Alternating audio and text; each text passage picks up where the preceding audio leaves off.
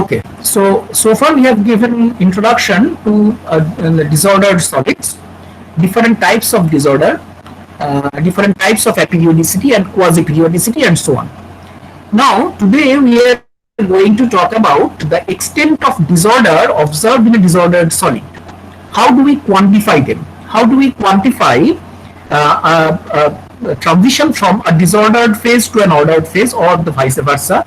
Or even in a disordered phase, how could we detect the short range order vis-a-vis the long range order in an ordered phase? Okay, so all these things, how do we quantify them? That's the major concern of today's class.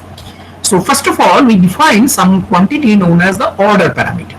Okay, that we know that there are short range order in a disordered solid, but there is no long range order which is found in a translationally invariant crystal.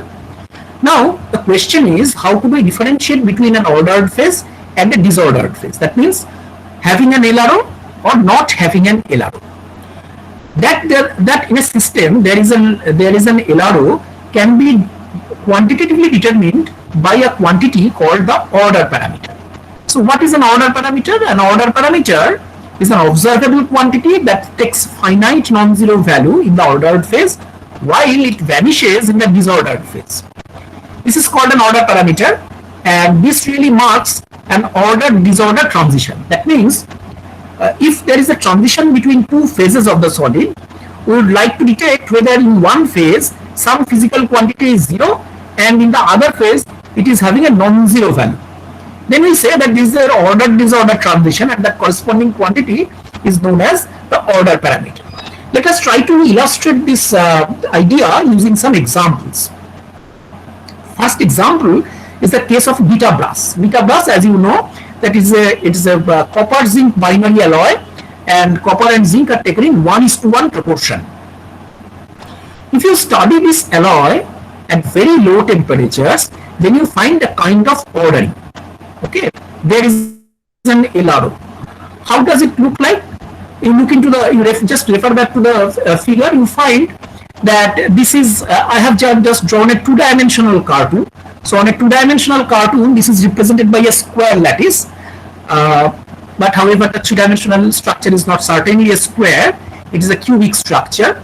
But here I just for the sake of ease, I have drawn a square lattice cartoon. So if you inspect the atoms sitting on the corners of the square, you will find one interesting thing. Whenever you are looking at the nearest neighbor of copper, you will find all zinc atoms. On the other hand, if you look into a zinc atom, you will find its nearest neighbors are all copper atoms. So I have used two different colors for copper and zinc. So you see that they are going to alternate in their position, zinc, copper, zinc, in both the directions. Okay, so this is certainly a kind of ordering. That means you can define a underlying lattice having, say, a lattice constant A, like this. Okay, but at the same time you can define another lattice, see, from this copper to copper, copper to copper, copper to copper, or say zinc to zinc, zinc to zinc, zinc to zinc. So this lattice has got a slightly larger lattice constant, which is root 2a. From elementary geometry, you can settle that this is root 2a. So there are two underlying lattice structures, one having lattice constant a, the other having lattice constant root 2a. So there is a long range order. Because of the presence of this modulating lattice of lattice constant root 2a, we say that there is a long range order. What is that long range order? That long range order really tells me that if you have a zinc atom somewhere, then if you move in a certain direction by an amount root 2a, you certainly hit another zinc atom.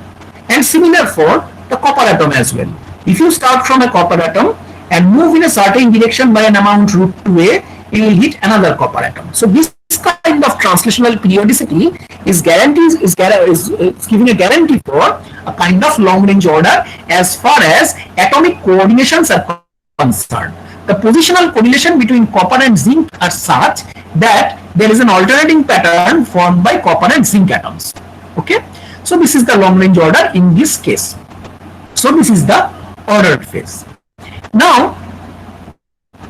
you see that if you go on increasing the temperature, then this positional correlation will be lost. And in the disordered phase, you can never guarantee on the fact that the nearest neighbor of a zinc will always be a copper, or the nearest neighbor of copper will always be a zinc. এই গ্যারান্টিটা তখন আর দেওয়া যাবে না। So that's the disordered phase. However, still there will be this stoichiometric ratio of 1:1 will be still maintained. অর্থাৎ যতগুলো copper atom ততগুলো zinc atom সিস্টেমে আছে, but there is no positional correlation among them. Okay, so এই যে perfect ordering এর ছবিটা আমি এঁকেছি, এটা অ্যাবসলিউট জিরোতে এঁকেছি, টি ইকুয়াল টু জিরোতে এই অ্যাবসলিউট অর্ডারটা দেখা যাবে। As you go on increasing the temperature, there will be slight positional non-correlation between the atoms, but still overall you can find this kind of an ordering. If you take an X-ray photograph of this structure, this X-ray photograph will clearly reveal these two types of periodicity. One periodicity at length scale of A, the other periodicity at length scale of √2a. As you go on increasing the temperature, the diffraction peaks corresponding to this √2a periodicity will get fainter and fainter.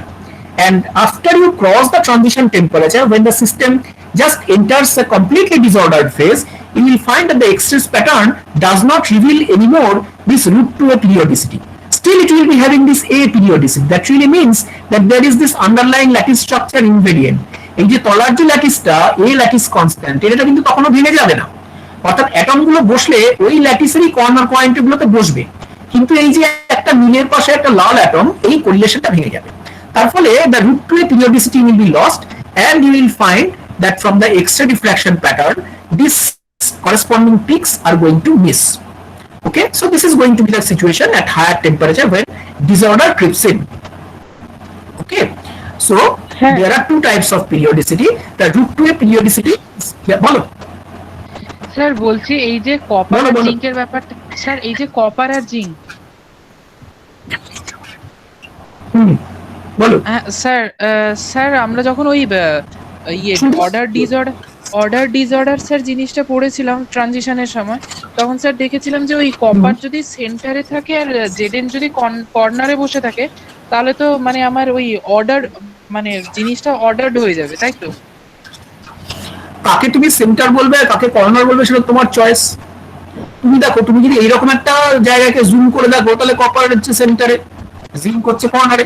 তা তো নয়। তো ঘটনাটা হচ্ছে, তুমি যদি এইবার জিঙ্কটাকে সেন্টারে রাখো তাহলে তো ঘটনাটা উল্টে যাবে। পয়েন্টটা হচ্ছে পজিশনাল কোরিলেশন আছে কিনা, অর্থাৎ একটা জিঙ্ক থাকলে তুমি তার নিয়ারেস্ট নেইবার হিসেবে কপারকে আইডেন্টিফাই করতে পারছো কিনা। একটু ধরো, just a second.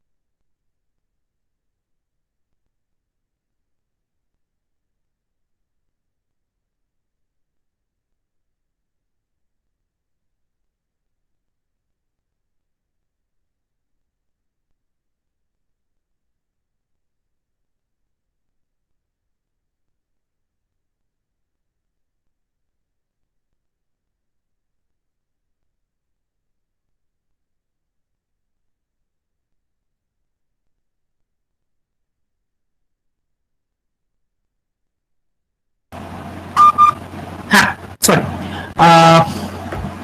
Obi, returning back to your answer to your question. See, there should be some sort of positional correlation. Or there will be a predictiveness. Given the position of a copper atom, can you specify the position of the next zinc atom? Or given the position of a copper atom, can you specify the position of other copper atoms? এই predictability যখন থাকবে, তখন তুমি বলবে যে সিস্টেমে একটা long range order আছে। হ্যাঁ স্যার, বুঝতে পারলাম? হ্যাঁ স্যার, হ্যাঁ স্যার। তাহলে এই লং রেঞ্জ অর্ডারটা যখন ভেঙে যাবে, এই লং রেঞ্জ অর্ডারটা যখন ভেঙে যাবে, তখন আমি বলবো যে there is an order to disorder transition. কিন্তু খেয়াল করে দেখো যেখানে যে আন্ডারলাইং ল্যাটিস সেটা কিন্তু তখনও থাকছে, অর্থাৎ ওই ডিসঅর্ডার্ড ফেজেও কপার বা জিঙ্ক অ্যাটম গুলো কিন্তু খুশি মতন যে কোনো জায়গায় বসতে পারে না, তাদেরকে বসতে গেলে পরে ওই ল্যাটিসের কর্নার পয়েন্টেই বসতে হবে। এই যে বাধ্যবাধকতা আছে, এটা আমাকে বলে দিচ্ছে যে সিস্টেমে কিন্তু আরেকটা ট্রান্সলেশনাল অর্ডার আছে যার পিরিয়ডিসিটি হচ্ছে এ, এবং তখনও যদি তুমি একটা এক্সরে ডিফ্রাকশন প্যাটার্ন করো, তাহলে তুমি দেখবে যে সেই যে ট্রান্সলেশনাল পিরিয়ডিসিটি এ তার করেসপন্ডিং ডিফ্রাকশন প্যাটার্ন ঠিক তুমি এক্সরেতে দেখতে পাচ্ছ। কিন্তু এই রুট টু এ পিরিয়ডিসিটির করেসপন্ডিং যে পিক, সেগুলো আর তখন তুমি দেখতে পাবে না, টিসির উপরে গিয়ে তুমি দেখতে পাবে না, কারণ এটা ডিসঅর্ডার্ড ফেজে ঢুকে গেছে। That long range order has been destroyed. Okay, তোমার কি প্রশ্নের উত্তর হলো না একটু খটকা রইল? না স্যার, পেয়ে গেছি স্যার। ব্যাপারটা হচ্ছে স্যার ওই আমরা স্যার ওই যে কি বলে যেন ওন আর আদার বলে যে দুটো পজিশন করেছিলাম, আরবিটারি পজিশন, এখানে তো সেটাই জিনিসটা পাচ্ছি আর কি। কি আবার বুঝলাম না। মানে ওন আর আদার বলে স্যার যে দুটো ইয়ে পেয়েছিলাম, পজিশন পেয়েছিলাম। আমি বুঝতে পারলাম না, মানে কি কি বলছো বলো তো, আর লিখে দেবে নাকি? আদারটা বুঝলাম। আদার আর ওন বলে স্যার দুটো আমরা ওই পড়েছিলাম স্যার ট্রানজিশনের সময়, মানে দুটো মানে তুমি যদি বলতে চাও যে এটা হচ্ছে নিজের পজিশন, এই নিজের পজিশন ছেড়ে অন্য পজিশনে চলে গেল কিনা, এটা তুমি বলতে? হ্যাঁ, কিন্তু ওইভাবে বলার থেকে আমরা বোধহয় বলা ভালো যে এই পজিশনাল কোরিলেশনটা নেই। মানে এই যে প্যাটার্নটা দেখতে পাচ্ছ, এই প্যাটার্নের পিরিয়ডিসিটিটা আর থাকবে না। পিরিয়ডিসিটি হলো চোখে দেখে বুঝতে পারি, তাই না? এখানে যে ধরনের চিত্রটা আছে আমি চোখে দেখেই বুঝতে পারছি, ওই জন্য আমি সুবিধার জন্য আলাদা আলাদা রং ইউজ করেছি যাতে পিরিয়ডিসিটিটা চোখে দেখে বোঝা যায়। বেশ স্যার, স্যার হ্যাঁ বলো। বলছিলাম ওইখানে মানে এই থার্মালাইজেশনের জন্য এমন কি হচ্ছে যে মানে পার্টিকেল গুলো চেঞ্জ হয়ে যাচ্ছে, পার্টিকেলগুলো একটা পজিশন থেকে দৌড়িয়ে আরেকটা পজিশনে চলে যাচ্ছে। মানে ওটা যখন আমার ল্যাটিস পয়েন্টও সেম আছে। ধরো এটা এটা কখন হয়, ধরো পরীক্ষা হচ্ছে কনভেনশনাল মোডে, আমি তোমাদেরকে 4 হাত দূরে দূরে বসিয়ে দিয়েছি, দিয়ে তো সুপারভাইজার আছেন, তিনি গার্ড দিচ্ছেন। এবার ধরো ইনভিজিলেটর কোনো কারণে চলে গেলেন এবং তুমি জানো যে 15 মিনিটের মধ্যে ইনভিজিলেটর ফিরবে না, তাহলে তুমি বুঝতেই পারছো তখন কি অবস্থাটা হবে। মানে দেখা যাবে যে গৌরবের জায়গায় ঋত্বিক বসে আছে, ঋত্বিকের জায়গায় সমীর বসে আছে, সমীরের জায়গায় গিয়ে হয়তো পিয়াসা বসে আছে, এন্ড সো অন। তাহলে এই যে থার্মাল এক্সাইটেশনটা হলো, তার ফলে কি হলো যে একটা ডিফিউশন হলো পজিশন থেকে একটা পজিশন থেকে আরেকটা পজিশনে। তা যখন তুমি টেম্পারেচার দাও তখন বেসিক্যালি এই ঘটনাটাই ঘটে। Because of thermal energy atoms can shift their position, they can diffuse to the crystal. এবং অনেকগুলো অ্যাটম যদি এরকম ডিফিউশনে অংশগ্রহণ করতে থাকে, তুমি ফাঁকা যে সিটটা ফাঁকা পাবে সেই সিটে বসে যাবে। সেই ঘটনাটা যদি চলতে থাকে, কিছুক্ষণের মধ্যে তুমি দেখবে যে পজিশনাল কোরিলেশনটা নষ্ট হয়ে যাবে। আচ্ছা আচ্ছা, হ্যাঁ স্যার, তাহলে দেখো যে how do we define order parameter in this case. First of all you see that there are two sublattices. Let us go to figure 1. দেখো এই যে নীল রঙের ডট গুলো আছে, if you collect all these blue circles, you can define a square lattice যার lattice constant হচ্ছে √2a. If you collect the lattice points occupied by the copper atoms, then you also can define another square lattice of lattice constant √2a. So there are two interpenetrating square lattices having side √2a. তার একটা সবগুলোতেই copper বসে আছে আর একটা সবগুলোতেই zinc বসে আছে। একটাকে আমি বলছি এ সাবল্যাটিস, অন্যটাকে বলছি বি সাবল্যাটিস। এবং দেখো এই স্ট্রাকচারটা এমন যে এ সাবল্যাটিসের নিয়ারেস্ট নেইবার অলওয়েজ হচ্ছে বি সাবল্যাটিস, বি সাবল্যাটিসের নিয়ারেস্ট নেইবার হচ্ছে অলওয়েজ এ সাবল্যাটিস। তার ফলে এই কপার জিঙ্ক অল্টারনেটিং প্যাটার্নটা তৈরি হয়েছে।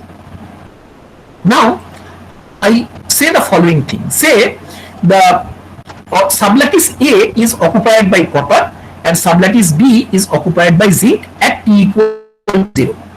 So in this figure, which I have drawn for t equal to 0, sorry, this will be big T, capital T, at t equal to 0, so this is going to be the A sublattice. This copper one is A sublattice and the zinc one is B sublattice.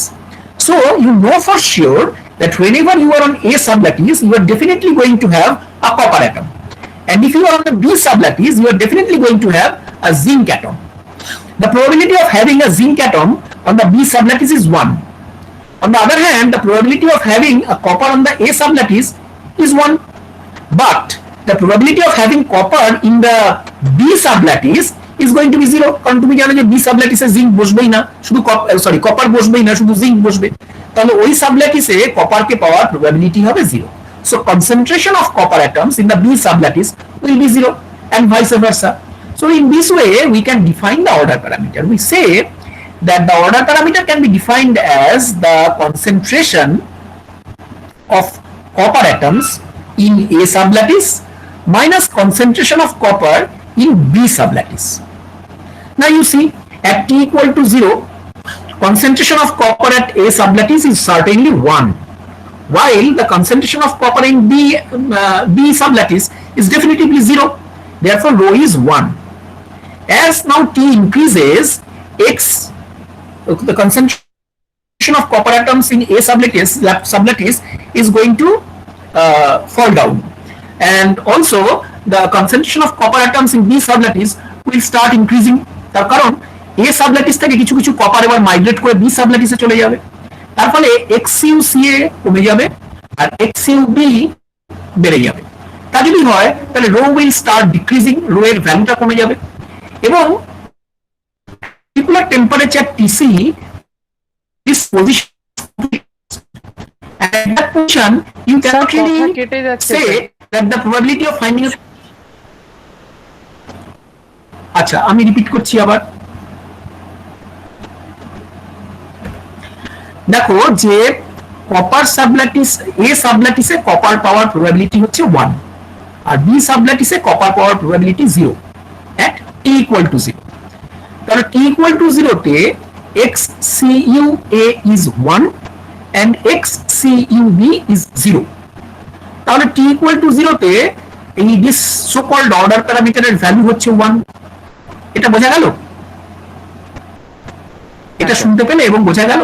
হ্যাঁ sir. বেশ, এবার তুমি you start increase the value of t, সিস্টেমটাকে hit করো, তাহলে কিছু copper atom A সাবল্যাটিস থেকে migrate করে B সাবল্যাটিসে চলে যাবে, অল্প সংখ্যক কিছু অ্যাটম যাবে, তার ফলে the value of concentration of the copper atoms at A sublattice will be slightly lesser than unity now.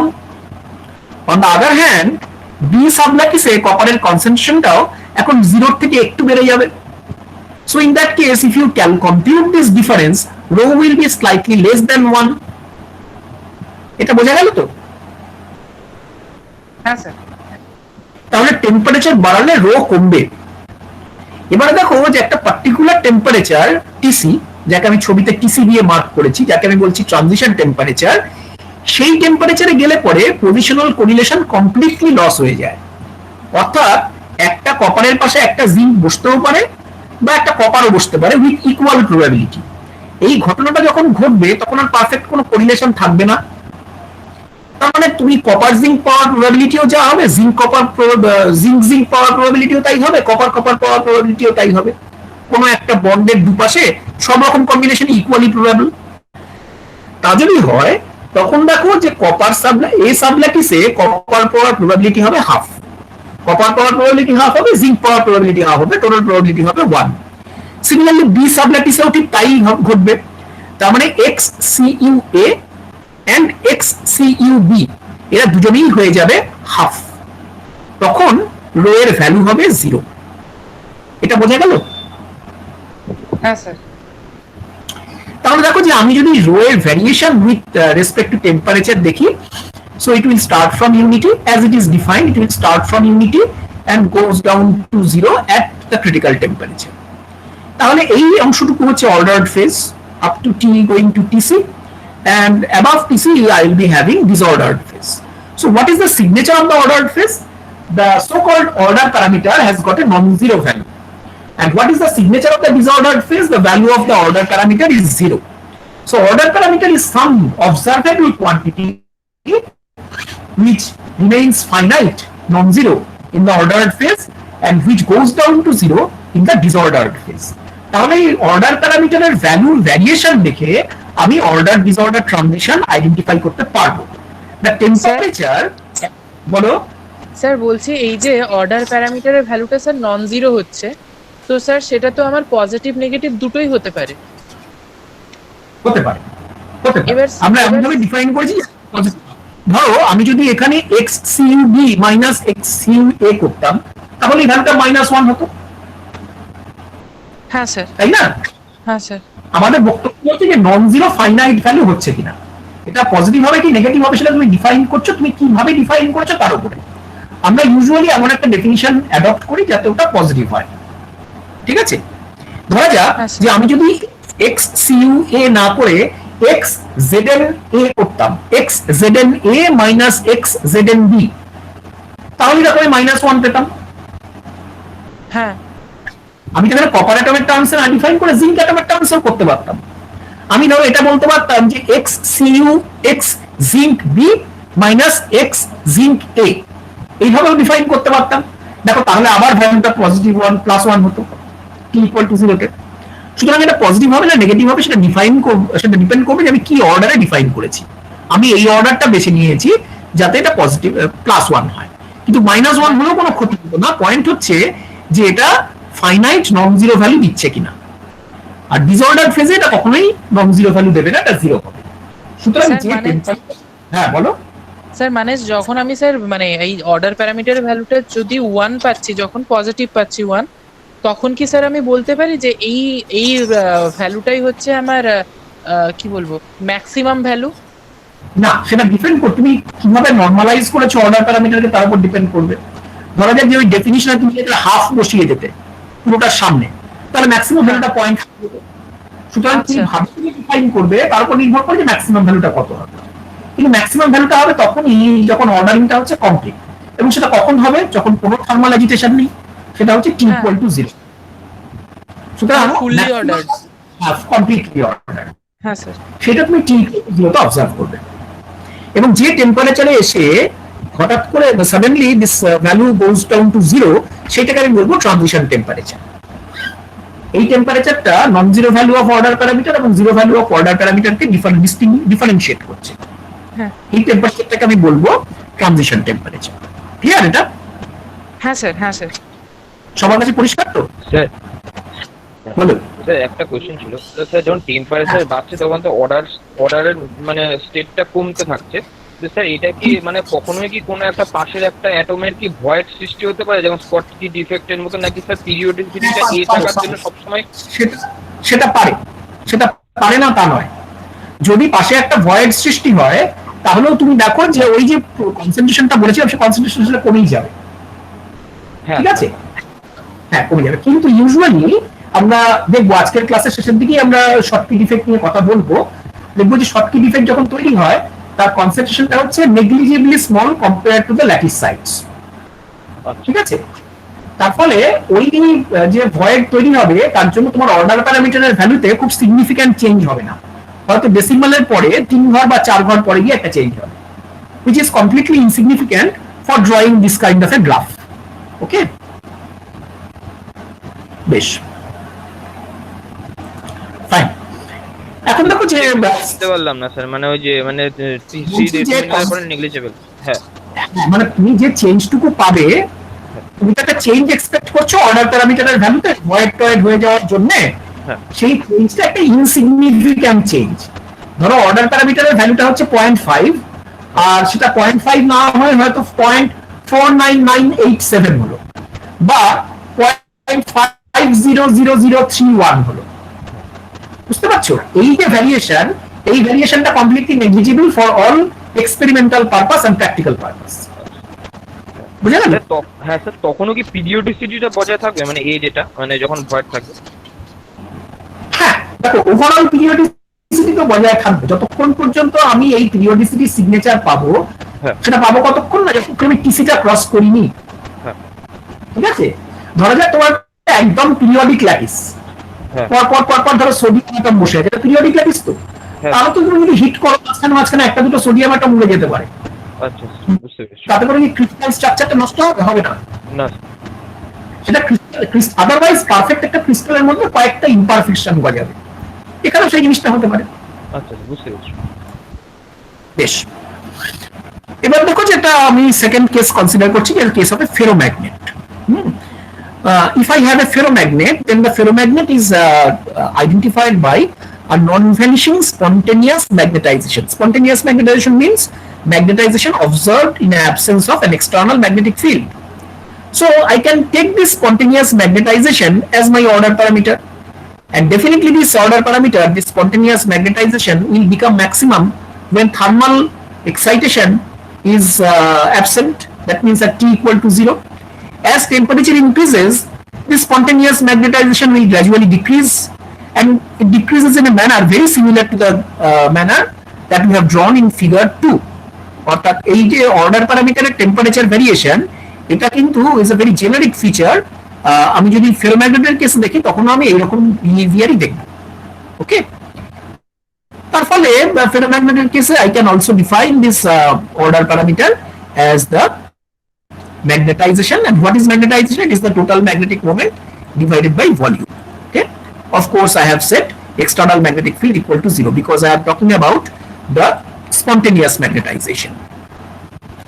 On the contrary to this, if you have a case of an Sir. antiferromagnet, বলো।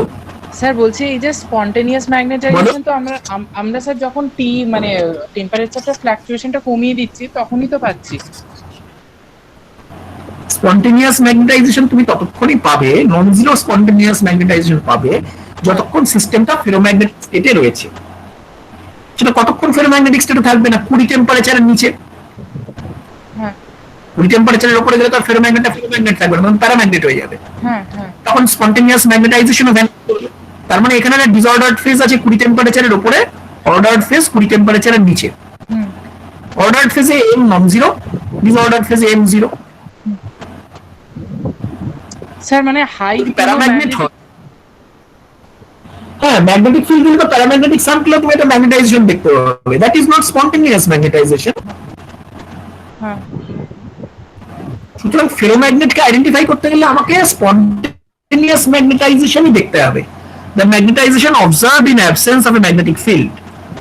ঠিক আছে, simply magnetization যদি তুমি বলো তাহলে হবে না, কারণ যে কোনো একটা ফিল্ড দিয়ে আমি একটা ম্যাগনেটাইজেশন জেনারেট করতে পারি, স্যাম্পলটা ফেরোম্যাগনেটিক না হলেও করা যাবে। ক্লিয়ার? হ্যাঁ স্যার, হ্যাঁ sir. Okay. Now I can have a ferromagnet. What is a ferromagnet? A very simple example of a ferromagnet can be drawn from here. Say you replace these blue atoms by an atomic moment pointing up, and these red atoms by an atomic moment pointing down. So it will be an alternating structure of up down up down up down. In this direction also up down up down up down and so on. So one sublattice is occupied by the up atoms, the other sublattice is occupied by the down atoms.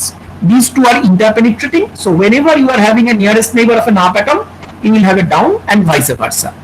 তাহলে এই যে স্ট্রাকচারটা, এটাকে আমরা বলবো একটা antiferromagnetic structure, and again this ordering is perfect at T equal to 0. Therefore, if you take the total magnetic moment, the magnetic moment will come out to be 0.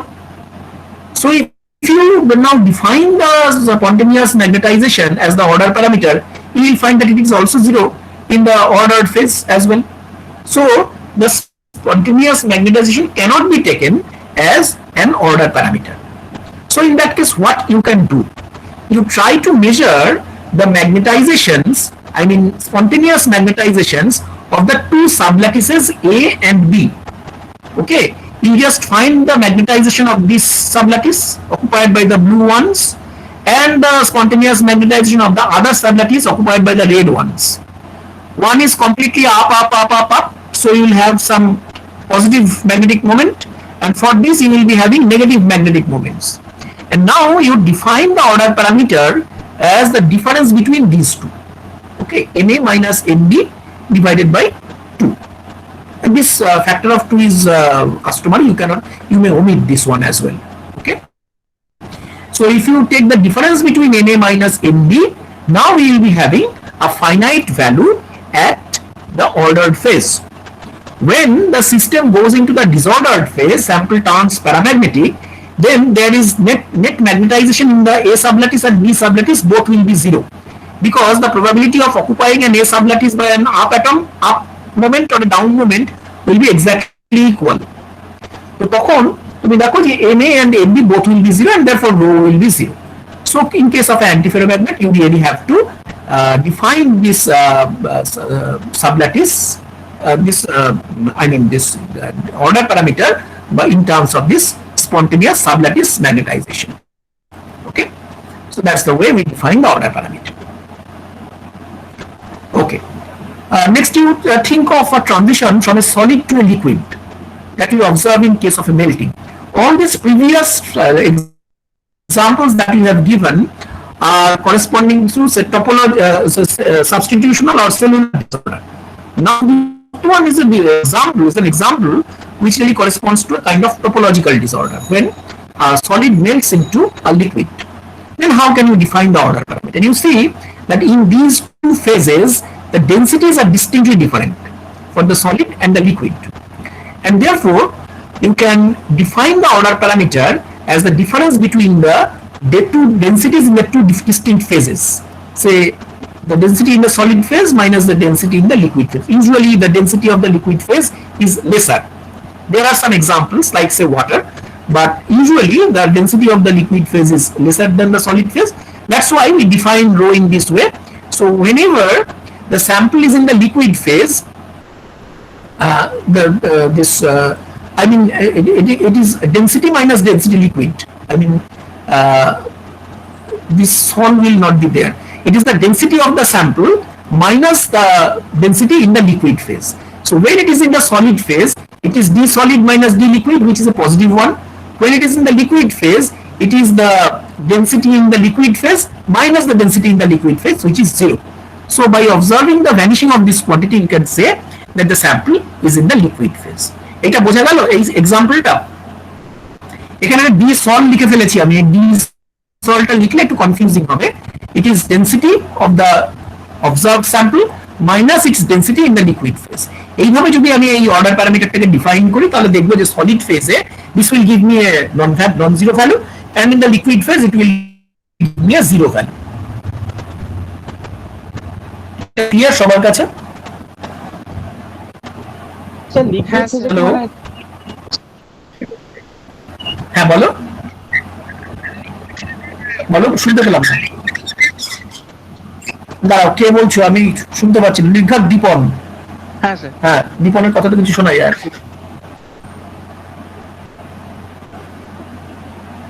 হ্যাঁ বলো দীপন, কি বলছো? লিকুইড স্টেটে মানে ওটা হচ্ছে rho equals to D liquid minus D liquid. হ্যাঁ, মানে ডেফিনিশনটা হচ্ছে rho is equal to D minus D liquid.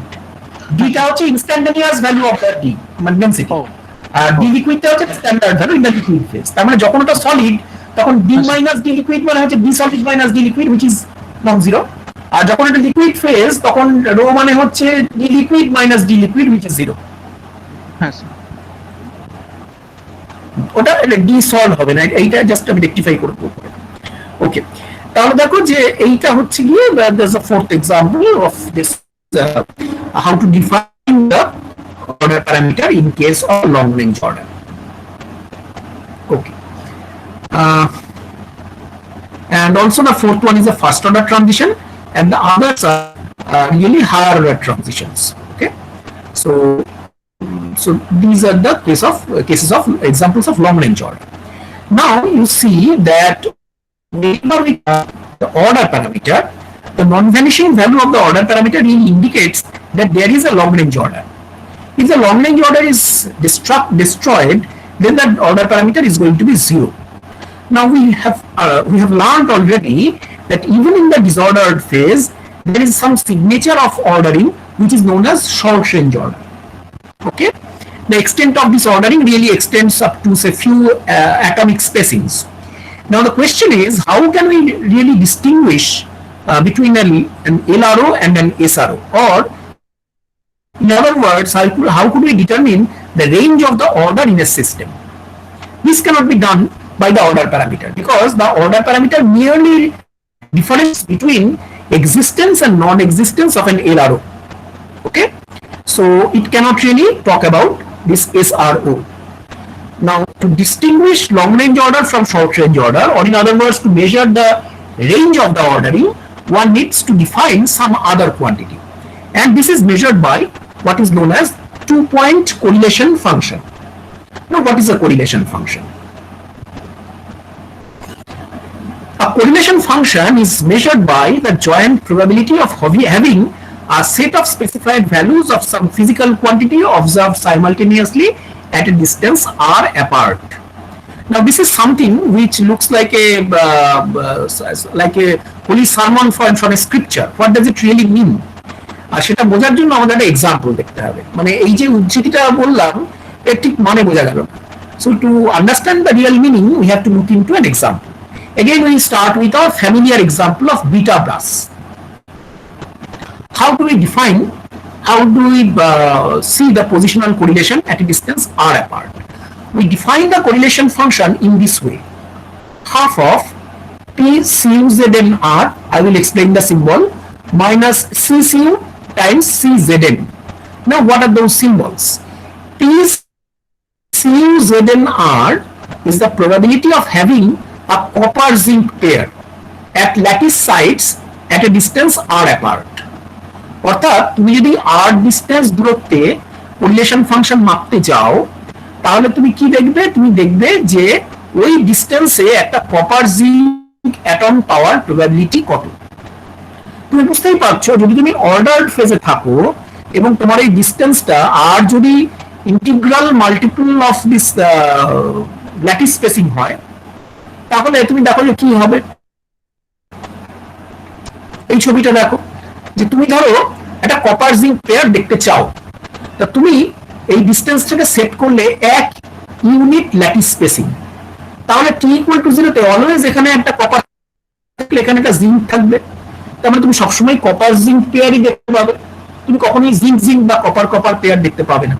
কিন্তু তুমি যদি 2 অ্যাটমিক ল্যাটিস স্পেসিং নাও, 2 ল্যাটিস স্পেসিং নাও, মানে ডিসটেন্স দূরে কপার জিঙ্ক প্রবাবিলিটি দেখার চেষ্টা করো, t = 0, কারণ 2 ল্যাটিস স্পেসিং দূরত্বে ইট will B either A copper copper pair or a zinc zinc pair, কখনোই তুমি কপার জিঙ্ক পেয়ার পাবে না। তার মানে যখন তুমি পারফেক্ট অর্ডারিং কন্ডিশনে আছো, তখন ওই সার্টেন ডিসটেন্স দূরে কপার জিঙ্ক পাওয়ার প্রবাবিলিটি কত এটা তুমি নিশ্চিতভাবে জানো as a function of r। এটা বোঝা গেল কি? এই কথাটা কি বোঝা গেল? Sir How do we measure the probability of... সেটা বলবে কেটে যাচ্ছে। আচ্ছা দেখো, আমরা এই ডেফিনিশনটা কি বুঝতে পেরেছো? মানে এটা যে যখন রিড আউট করলাম তখন কি বুঝেছো কোনটা কি? হ্যাঁ হ্যাঁ, PCN এটা হচ্ছে probability of having a copper and zinc simultaneously, এবং কত দূরত্বে? না r দূরত্বে। আমরা যে ছবিটা এঁকেছিলাম পারফেক্ট অর্ডারিং এর, সেখানে দেখো যে যদি ওই স্মল r ডিসটেন্সটা 1 ল্যাটিস স্পেসিং এর সমান হয়, r = a হয়, তাহলে কপার জিঙ্ক পেয়ার পাওয়ার প্রবাবিলিটি হচ্ছে 1। কপার জিঙ্ক ছাড়া আর কিছু হতেই পারে না, ঠিক আছে? So it will be 1। কিন্তু যদি ধরো ল্যাটিস স্পেসিংটা 2 ইউনিট হয়, তাহলে দেখো যে হয় তুমি কপার কপার পাবে, নয় জিঙ্ক জিঙ্ক পাবে, কখনোই কপার জিঙ্ক বা জিঙ্ক কপার পাবে না। অর্থাৎ ডিসিমিলার অ্যাটম ওই ডিসটেন্সের লেন্থের 2 এন্ডে তুমি পাবেই না।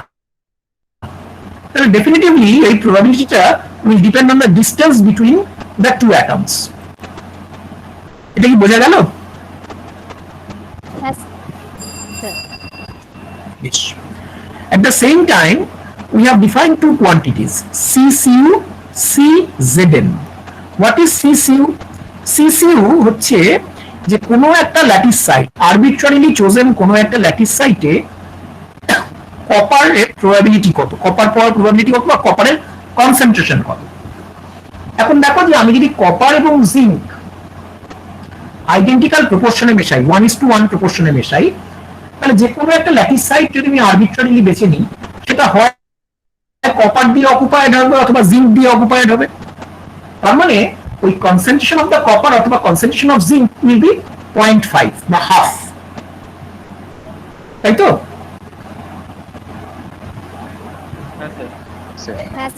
বেশ, ঠিক। তা যদি হয়, তাহলে দেখো যখন পারফেক্টলি অর্ডার্ড ফেজ, তখন এইটা হচ্ছে গিয়ে 1, so this half factor will make it 0.5, আর এখানে হবে 0.5 টাইমস 0.5 which is 0.25, তার মানে ডিফারেন্সটা হচ্ছে গিয়ে 1/4। যদি এই স্মলার ডিসটেন্সটা a, 3a, 5a অর্থাৎ অড মাল্টিপলস অফ a হয়। এই স্টেটমেন্টটা সবাই বুঝতে পারলে?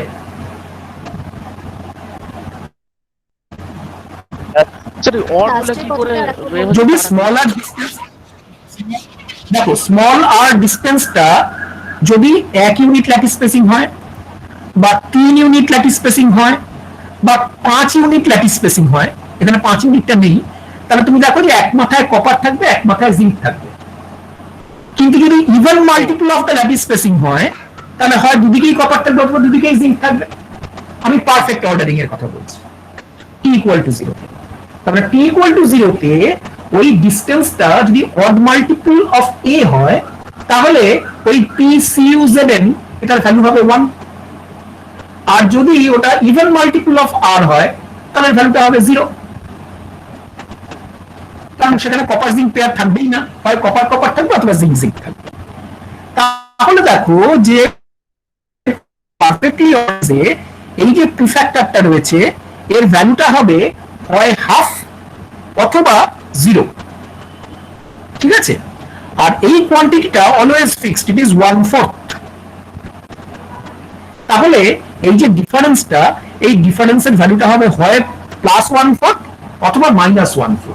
It will go on oscillating between +1/4 and -1/4, তাই না? হ্যাঁ স্যার। যখন ডেফিনেটিভলি কপার জিঙ্ক, তখন এটা হচ্ছে কি হাফ -1/4 which is 1/4, আর যখন ডেফিনেটিভলি কপার জিঙ্ক নয়, তখন এর ভ্যালুটা হচ্ছে 0, 0 - 1/4 is -1/4, so it will oscillate between +1/4 and -1/4. ওকে, বেশ। এখানে একটা ছাপার ভুল আছে, এই কারেকশন, এটা আমি পরে কারেকশন করে দেবো। এটা 1,0 হবে, এটা +-1 নয়, 1,0। আচ্ছা, তাহলে দেখো যে কোরিলেশন ফাংশনের ভ্যালুটা এখানে হবে +-1/4, এবং এই কোরিলেশনটা will sustain up to r going to infinity, কারণ সেখানে তো পুরো ল্যাটিসটাই অর্ডারড। ওকে, তারপরে দেখো যে আমি এই গামা আরটাকে অ্যাটলিস্ট ফর ওয়ান ডিমেনশন আমি এটাকে এইভাবে এক্সপ্রেস করতে পারি, -1⁴ টাইমস 1/4, যেটা একটু আগে আমি বলছিলাম। এখান থেকে তুমি এই অসিলেশন, সাইনের অসিলেশনটা পাবে। দেখো যে এবারে যদি নাকি পজিশনাল কোরিলেশনটা কমতে শুরু করে, কেন কমতে শুরু করবে না, আমি সিস্টেমটাকে যদি হিট করি তাহলে পজিশনাল কোরিলেশন কমতে শুরু করবে। তাহলে এই যে প্রবাবিলিটি, এই probability will start falling off, এটার ভ্যালুটা আর 1 থাকবে না। কপার জিঙ্ক পেয়ার এর পাওয়ার probability even for the odd multiples of r will start going down. তা যদি হয় তাহলে গামা r এর ভ্যালুটাও কমে যাবে। However, if the positional correlation is completely lost over a distance r, then এই জিনিসটা হবে twice CU/ZN। এটা কি করে হবে দেখো, এটা বোঝাই। যখন ধরো কোনো কোরিলেশনই নেই, তখন সার্টেন ডিসটেন্স r তফাতে তুমি কি কি কম্বিনেশন পেতে পারো? কপার কপার পেতে পারো, কপার জিঙ্ক পেতে পারো, জিঙ্ক কপার পেতে পারো, জিঙ্ক জিঙ্ক পেতে পারো, 4 রকম কম্বিনেশন পেতে পারো। তাহলে ডিসিমিলার কম্বিনেশন অর্থাৎ কপার জিঙ্ক মার্কা কম্বিনেশন তুমি পাবে 2 আউট অফ 4। এটা বোঝা গেল? হ্যাঁ স্যার। তার মানে it will be simply half, so it is 2 times 1/4 times 1/4। অর্থাৎ তুমি এই r ডিসটেন্স দূরে যদি দুটো ল্যাটিস পয়েন্ট নাও, তুমি দেখো যে এটা পাওয়ার প্রবাবিলিটি কি হবে, যে প্রথম ল্যাটিস পয়েন্টটা আরবিট্রারিলি কপার পড়ার প্রবাবিলিটি কত, সেটা হচ্ছে হাফ, আর ওদিকে জিঙ্ক পড়ার প্রবাবিলিটি কত, সেটাও হচ্ছে গিয়ে হাফ। তাহলে এই গুণফলটা হচ্ছে 1/4। তার মানে যখন কোরিলেশন কমপ্লিটলি লস্ট হয়ে গেছে, তখন r ডিসটেন্স দূরে দুটো ল্যাটিস পয়েন্ট নিলে তাদের occupation to independent occupation, independent probability, তাহলে প্রবাবিলিটির গুণ হয়ে যাবে। তাহলে it will be half into half which is 1/4। কিন্তু কপার জিঙ্ক পেয়ারটা দুভাবে অ্যাপিয়ার করতে পারে, বাঁ দিকে কপার ডান দিকে জিঙ্ক, বা উল্টো করে দেখলে ডান দিকে কপার বাঁ দিকে জিঙ্ক। তাহলে এরকম একটা কপার জিঙ্ক পাওয়ার প্রবাবিলিটি হবে ওই 1/4 multiplied by factor of 2, so which will be half। ঠিক আছে, তাহলে এবার যদি তুমি এটাকে ডেফিনিশনে বসিয়ে দাও তাহলে কি হবে, এই ফ্যাক্টরটা এখন হয়ে গেছে half, so half Times half is 1/4 and this quantity is definitely 1/4, so the difference is 0. Okay, so you will be having as vanishing value for this correlation function. তাহলে তুমি বলতে পারো যে যখন কোরিলেশনের ফাংশনের ভ্যালুটা 0 হয়ে গেছে তখন there is a complete loss of correlation, আর এই কোরিলেশন ফাংশনের ভ্যালুটা r এর সঙ্গে কমতে থাকছে কিন্তু অ্যাব্রাপ্টলি 0 হয়ে যায়নি, তার মানে তখনও সেখানে কিছুটা রেসিডুয়াল অর্ডার আছে, এবং রেসিডুয়াল অর্ডারের এক্সটেন্টটা হচ্ছে r ডিসটেন্স দূরে কতটা আছে সেটা আমরা এই কোরিলেশন ফাংশনের ভ্যালু দিয়ে মেজার করব। এটা বোঝা গেল? অর্থাৎ এই কোরিলেশন ফাংশনের ভ্যালুটা ধরো 1/4 থেকে কমতে শুরু করলো কিন্তু তখনও 0 হয়ে যায়নি, তাহলে আমি বলবো যে হ্যাঁ এখনো অর্ডারিং আছে, ঠিক আছে, কিন্তু অর্ডারিং এর রেঞ্জটা ক্রমশ কমে আসছে। অর্ডারিং এর রেঞ্জ কতটা কমেছে সেটা আমি গামা আর এর ভ্যালু থেকে এস্টিমেট করতে পারি, এটা কোয়ান্টিটেটিভ এস্টিমেট পেতে পারি। কিন্তু যখন গামা আর কমপ্লিটলি 0 হয়ে গেছে তখন আমি বলবো যে there is no kind of order, neither long range order nor short range order, it has vanished altogether. Okay, হ্যাঁ স্যার। বেশ, এবার দেখো আমি যদি ফেরোম্যাগনেটের কেস দেখি তখনও আমি এরকম একটা কোরিলেশন ফাংশন ডিফাইন করতে পারি। আমি সুবিধার জন্য I am really considering A spin half ferromagnet which can have angular momentum, spin angular momentum pointing up or pointing down at a given lattice site Ri, and if I measure it in terms of h cross square h cross by 2, then the value of this spin will be either +1 or -1 at a given site I. So the correlation function gamma of R can be defined as the ensemble average of product of Si and Si plus R. দেখো যে যদি r distance দূরে এটা completely ferromagnetic হয় তাহলে r এর value যাই হোক না কেন Si এবং Si প্লাস r দুজনেই হবে +1 অথবা দুজনেই হবে -1, স্পিন গুলো সবগুলোই আপ ডিরেকশনে পয়েন্ট করে থাকবে অথবা সবগুলোই ডাউন ডিরেকশনে পয়েন্ট করে থাকবে, তাহলে ভ্যালুটা হবে আইদার 1 into 1 অথবা -1 into -1, in either case the product is +1, তাহলে এনসেম্বল অ্যাভারেজ করলেও +1 পাওয়া যাবে। So in the perfect ordered case the value will be 1, ঠিক আছে। কিন্তু যখন কিনা তোমার they are not really correlated, যখন কিনা কোরিলেশন নষ্ট হয়ে গেছে তখন কি হবে যে SI এর যা ভ্যালু সেটা will be independent of the value of SI plus R, completely independent.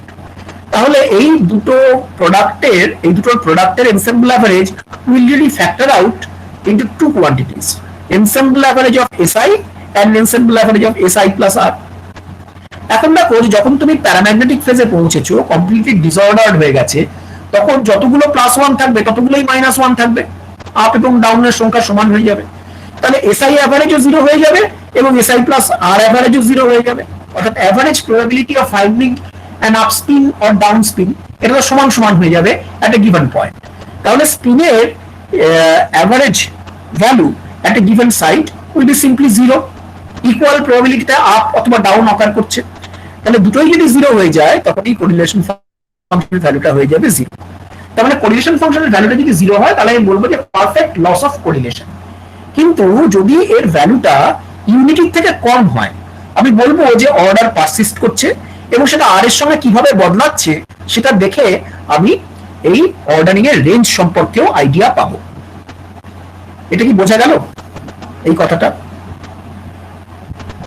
হ্যাঁ স্যার। বেশ, তাহলে তোমাকে একটা হোমওয়ার্ক প্রবলেম দিয়েছি যে ওই যে এরকম একটা ডেফিনিশন ইউজ করো for a spin off ferromagnet, এর ভ্যালুটা t = 0 আর t greater than tc তে ইভালুয়েট করো। ইভালুয়েট করলে কত হবে সেটা অবশ্যই আমরা ডিউরিং দ্য লেকচার ডিসকাস করে ফেলেছি, so the problem really now becomes really redundant one. Still তুমি নিজে এটা কোষে ফেলার চেষ্টা করো। আচ্ছা দেখো এখানে একটা কমেন্ট করি যে often people define for particularly for the magnetic systems people define correlation function for a magnetic system in the following way. Instead of SI plus R they define the product of SI minus SI average into SI plus R minus SI plus R average. তার মানে হচ্ছে যে কোনো একটা particular সাইটে স্পিনের যে average value তার থেকে সেটা কতখানি ফ্লাকচুয়েট করছে তার কোরিলেশন। এটাকে বলা হয় correlation between ফ্লাকচুয়েশনস taking place in the system. এটা যদি তুমি এক্সপ্যান্ড করে ফেলো, তুমি দেখাতে পারবে যে এই জিনিসটা বেসিক্যালি হচ্ছে এর সঙ্গে সমান। তার মানে দেখো যে এই জিনিসটা তো একটা কনস্ট্যান্ট কোয়ান্টিটি, এই কনস্ট্যান্ট কোয়ান্টিটিটাকে সাবট্রাক্ট করে আমি আসলে এই বস্তুটাই তৈরি করেছি। সুতরাং the correlation as we have done defined over there is basically the same thing, খালি এখানে একটা এই অ্যাভারেজ পার্টকে সাবট্রাক্ট করে নিয়ে লেখা হয়েছে। But this quantity really measures the correlation এবং the fluctuation between the spins. এর বাংলা মানেটা কি? মানেটা হচ্ছে যে ধরো তুমি জোর করে একটা স্পিনকে কোথাও উল্টে দিলে, তাহলে একটা সার্টেন ডিস্টেন্স দূরে আরেকটা স্পিনও কি উল্টাতে বাধ্য? উত্তরটা হবে হ্যাঁ, যদি নাকি সিস্টেমটা ফেরোম্যাগনেটিক্যালি অর্ডার্ড হয়। তুমি যদি এখানে ঘাড়ে ধরে একটা স্পিনকে উল্টে দাও, তাহলে দূরের একটা স্পিনও এই স্পিনটাকে অনুসরণ করে উল্টে যাওয়ার চেষ্টা করবে, কারণ এরা আগের থেকে দল বেঁধে একটা ফেরোম্যাগনেটিক স্টেটে ছিল।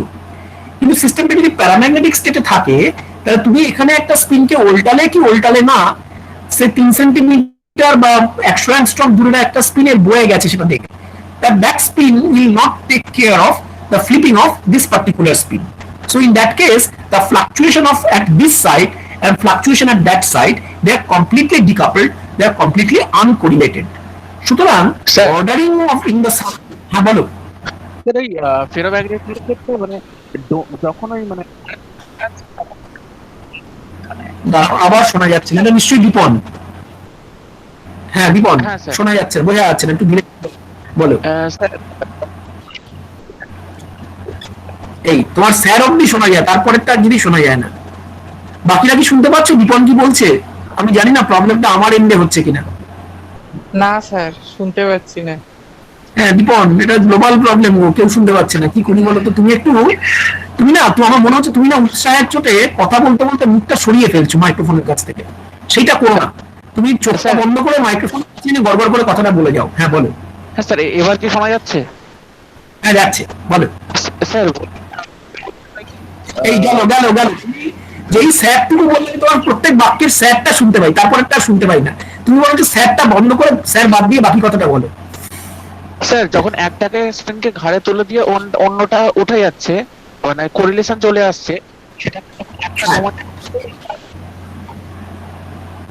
হ্যাঁ তারপরেরটা শুনতে পেলাম না, এই কোরিলেশন চলে আসছে অব্দি শুনলাম। স্যার মানে তখন কি আমরা একটা ডোমেনের ভিতরেই ওটা দেখছি? হ্যাঁ আমরা তো একটা, যখন আমি ফেরোম্যাগনেটিজমের কথা বলছি তখন আমরা একটা ডোমেইনের কথাই বলছি, কিন্তু যখন নাকি তোমার স্পিন ফ্লিপিং হবে তখন তো আসলে ডোমেইনটা স্প্লিট করবে, তখন নতুন নতুন ডোমেইন তৈরি হতে থাকবে, ফ্র্যাগমেন্টেশন হবে ডোমেইনের। ঠিক আছে? ও ও তার মানে যখনই তুমি একটা ডোমেইনের ভিতরে নতুন ডোমেইন তৈরি হবে, তো আমি বোঝা যাচ্ছে যে ফেরোম্যাগনেটিজম নষ্ট হতে শুরু করছে। ও ঠিক আছে? হ্যাঁ ঠিক আছে। বেশ। স্যার মানে কি ওটা মাল্টি ডোমেন হয়ে যাচ্ছে? হ্যাঁ তুমি দেখো যে যখন নাকি ফেরোম্যাগনেটিজম নষ্ট হয়ে যায় তখন কোনো ডোমেইন স্ট্রাকচারই থাকবে না, ডোমেইনটা ইটসেলফ নষ্ট হয়ে যাবে, ডোমেইনের ভেতরে স্পিন ফ্লিপিং হতে থাকবে, হলে পরে আর তুমি আর ডোমেইন ডিফাইন করতে পারবে না। মানে কতগুলো আপস্পিনের গোষ্ঠী বা দল না পেলে তুমি ডোমেইন ডিফাইন করতে পারো না। যখন নাকি তুমি এর উপরে চলে যাচ্ছ তখন তো ডোমেইন স্ট্রাকচারটাই নষ্ট হয়ে যাচ্ছে। আমরা কিন্তু একটা ডোমেইনের স্ট্রাকচারটা নষ্ট হচ্ছে কি হচ্ছে না সেটাই ডিসকাস করছি এখানে। ঠিক আছে? টিসির নিচে একটা ম্যাক্রোস্কোপিক ফেরোম্যাগনেটিক স্যাম্পল নিলে সেখানে অনেকগুলো ডোমেইন থাকে এবং তার আরবিট্রারিলি ঘুরে থাকে বলে নেট ম্যাগনেটাইজেশন তুমি জিরো দেখো, কিন্তু প্রত্যেকটা ডোমেইনের কিন্তু স্পন্টেনিয়াস ম্যাগনেটাইজেশন নন জিরো, তাদের ভেক্টর সামটা তুমি জিরো দেখতে পাও। ঠিক আছে? কিন্তু যখন তুমি টিসির উপরে যাচ্ছ, কমপ্লিটলি ডিসঅর্ডার্ড ফেজে যাচ্ছ, তখন কিন্তু ডোমেইন স্ট্রাকচারটাই নষ্ট হয়ে গেছে। কোনো জায়গাতেই কোনো মাইক্রোস্কোপিক স্কেলেই আর স্পন্টেনিয়াস ম্যাগনেটাইজেশন তুমি নন জিরো স্পন্টেনিয়াস ম্যাগনেটাইজেশন পাবে না, এটা বলতে চাইছি। হ্যাঁ স্যার। বেশ, আচ্ছা তাহলে এইটা হচ্ছে আমাদের the way we define the correlation. এই যে দ্বিতীয় যে ডেফিনিশনটা দেখিয়েছি এখানে ফ্লাকচুয়েশন এর কোরিলেশন কম্পিউট করা হচ্ছে, সেটাও basically the correlation function that we defined earlier minus a subtracted part. ঠিক আছে? আচ্ছা বেশ, এখন কথা হলো যে এই যে এক্সাম্পল গুলো আমরা কনসিডার করলাম এগুলো সবই হচ্ছে সাবস্টিটিউশনাল ডিসঅর্ডারের কেসে। এখন তুমি যদি টোপোলজিক্যাল ডিসঅর্ডারের কেসে এরকম কোরিলেশন ফাংশন ডিফাইন করতে যাও তখন তুমি দেখবে যে সেখানে basically you have to estimate the probability of having atoms simultaneous probability of having two atoms at a distance say r apart, এইভাবে তোমাকে মাপতে হবে। সেটা আমরা দেখবো যে আমরা যখন নাকি 2-point correlation function for a disordered solid বা লিকুইড করব, তখন আমরা এই ধরনের এক্সাম্পল দেখবো, সেখানে আমরা এই ধরনের কোরিলেশন ফাংশনের এক্সাম্পল আবার পাবো। ওকে, বেশ। এখন দেখো যে আমি একটু আগেই বলছিলাম যে if you are in that completely disordered phase, then the correlation function identically vanishes. If you are in the ordered phase, the correlation function does not vanish. It has got some finite value, but as temperature grows up, the value of the correlation function may fall down.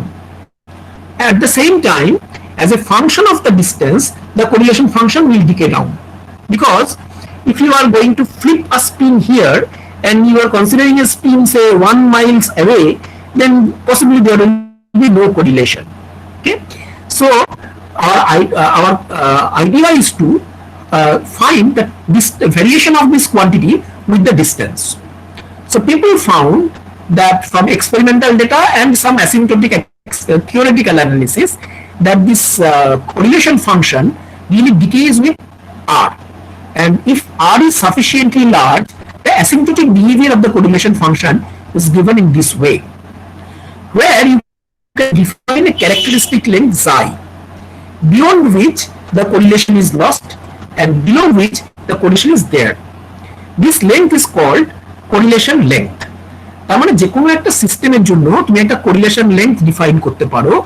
এই correlation length যতদূর distance define অবধি extended, সেই পর্যন্ত the variables are really correlated, এবং ওই ডিসটেন্সের বাইরে চলে গেলে you don't really find a correlation. Okay, and this characteristic length psi is really a function of temperature, কারণ কত ডিসটেন্স অবধি স্পিন গুলো কোরিলেটেড থাকবে সেটা ডেফিনেটলি টেম্পারেচারের উপর ডিপেন্ড করবে। When the temperature is very low, psi is comparable to the system size, and then you say that is a case of long range order. Okay, and up till Tc, psi is nearly comparable to the system size. Okay, it is a macroscopic quantity. That's why you say that up to Tc the long range order persists. But when you just exceed t equal to Tc, then psi goes to 0. Okay, so the long range order vanishes. But what does it mean that psi goes to 0? In fact, in this case, just above Tc, you will find that psi is of the order of a few lattice spacing. Now, if you measure psi in relation to the length of the macroscopic length of the system size, then definitely this length is going to 0. Psi by the system size really vanishingly small quantity. So in that sense, you say that psi is, but in reality, psi is of the order of a few lattice spacing, and this is a case of an SRO. ঠিক আছে, তার মানে তুমি যদি correlation length variation দেখো, তাহলে তুমি দেখবে যে the correlation length, I mean the correlation function is surviving up to a length scale which is known as the correlation length. এই correlation length হবে comparable to the system size, the macroscopic length scale, as long as you are below Tc, and as long as the correlation length is comparable to the system size, you say that the system has got an LRO. If the correlation length goes to be vanishingly small, you say that the long range order has disappeared. But when you say vanishingly small, it really means that you are measuring the correlation length in comparison with the macroscopic length of the sample or the system size. Now the system size is typically of the order of few millimeters to few centimeters. On the other hand, in this case, just above Tc, psi is typically of the order of say few angstroms. So the ratio of these two is really tending to 0. It's a very small number. So in that sense, psi is tending to 0 just above the critical temperature, and therefore you say that psi, the system is now having a short range order, because psi prevails, or the ordering or the correlation really prevails up to a few lattice spacing, অর্থাৎ দুটো বা তিনটে atom পর্যন্ত এই কোরিলেশনটা exist করে এবং তারপরে correlation disappear করে যায়।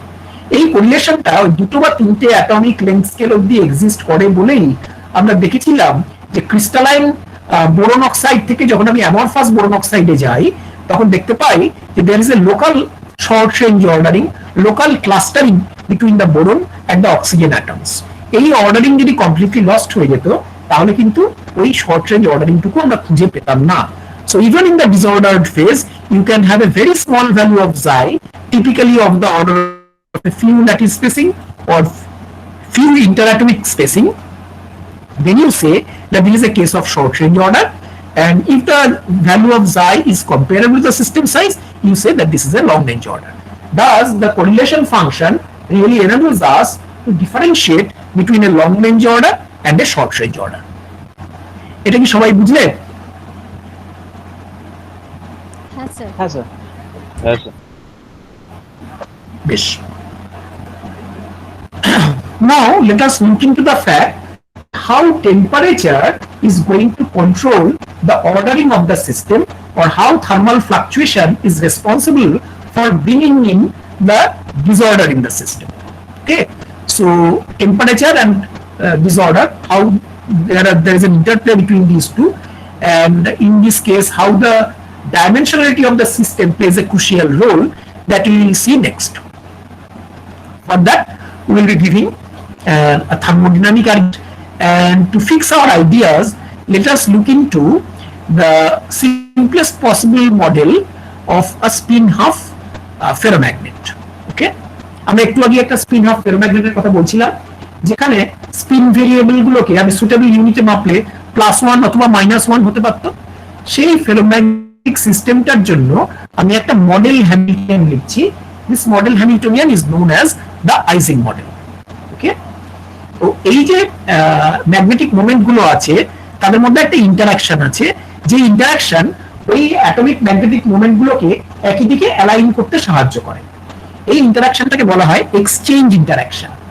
ওকে, এই এক্সচেঞ্জ ইন্টারাকশনের জন্য আমি একটা প্যারামিটার ইন্ট্রোডিউস করেছি যেটাকে বলা হয় exchange integral J. Okay, this has got, আচ্ছা বলো তো এই জে এর ডাইমেনশন কি হবে? এসআই এসজে এই ভেরিয়েবল গুলোতে হচ্ছে +1 -1 এসব ভ্যালু নেয়। হ্যামিল্টনিয়ানটাকে আমি ইকুয়েশন 1 দিয়ে ডিফাইন করেছি। এই জে এর ডাইমেনশন কি হবে? হ্যাঁ, জে এর ডাইমেনশন হচ্ছে এনার্জি ডাইমেনশন। সেই জন্য জে কে বলা হয় এক্সচেঞ্জ ইন্টিগ্রাল বা এক্সচেঞ্জ এনার্জি।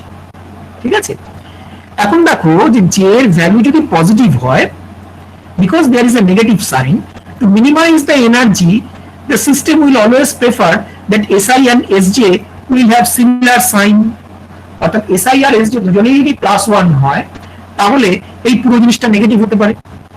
SI আর SJ যদি দুজনেই নেগেটিভ হয় তাহলেও এটা নেগেটিভ হতে পারে, কিন্তু SI আর SJ এর একজন পজিটিভ আর একজন যদি নেগেটিভ হয় তাহলে কিন্তু এটা বেড়ে যাবে, এনার্জির ভ্যালু বেড়ে যাবে। সুতরাং this Hamiltonian really prompts that the system will have parallel spins, all having plus or all having minus.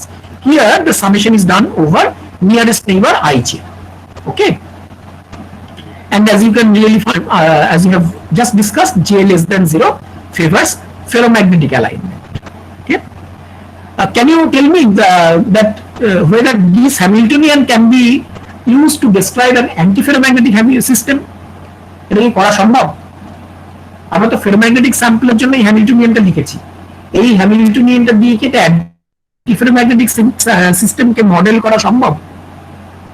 কি আশা বলো তো দেখি, তুমি তো আইজিং মডেল পড়ছো।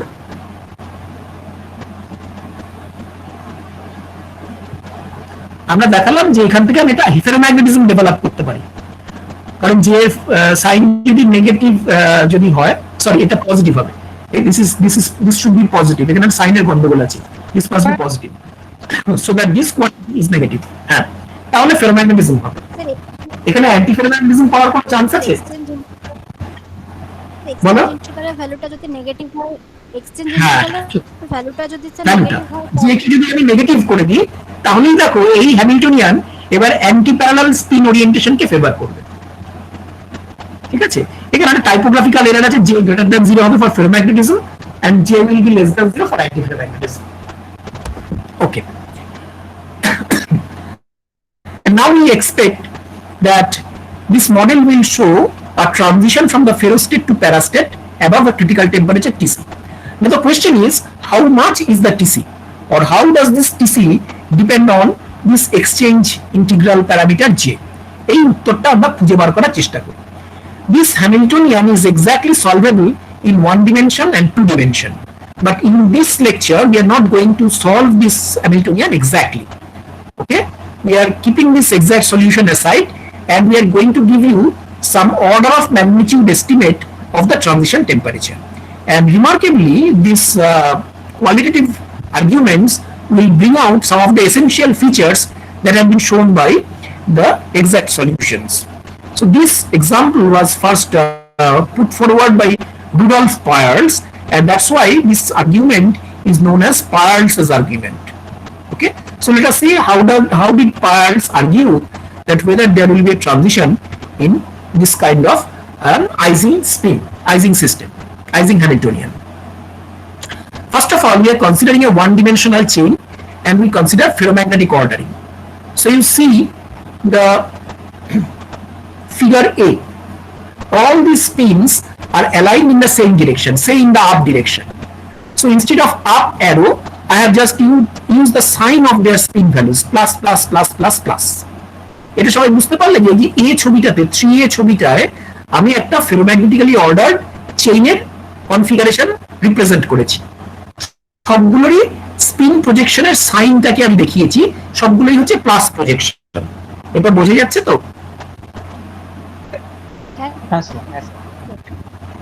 বেশ, এখন ধরো যে কোনোভাবে এই সিস্টেমটার মধ্যে একটা এক্সাইটেশন তৈরি হলো বা একটা ডোমেইন তৈরি হলো, অ্যাডিশনাল ডোমেইন তৈরি হলো, নতুন একটা ডোমেইন তৈরি হলো। তাহলে কি হবে, যে এই স্পিন গুলো প্লাস প্লাস প্লাস প্লাস ছিল, হঠাৎ করে উল্টে গেল মাইনাস, এবং তারপর আবার মাইনাস মাইনাস মাইনাস মাইনাস চলতে লাগলো।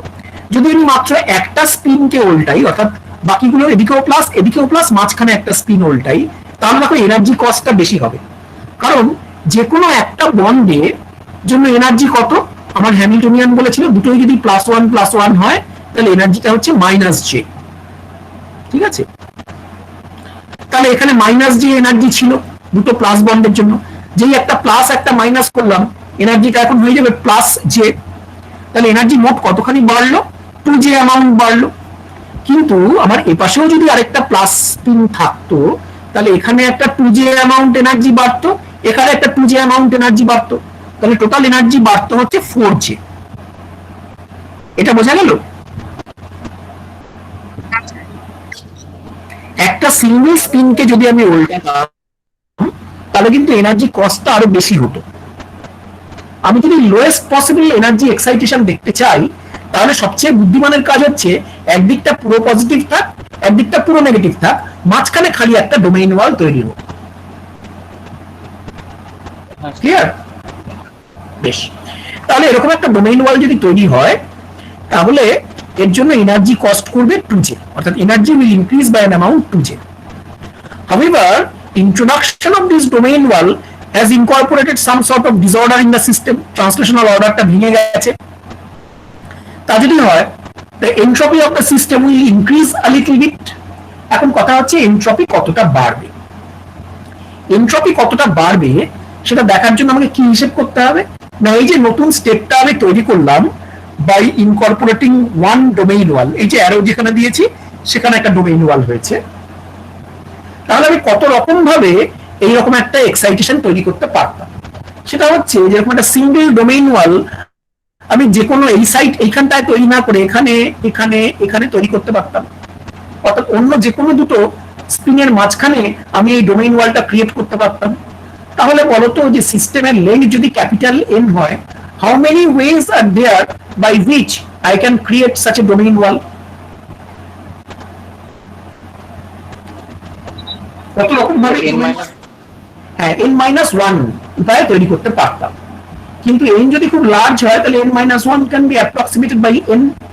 So roughly speaking, there are n number of ways in which I can create this kind of a domain wall.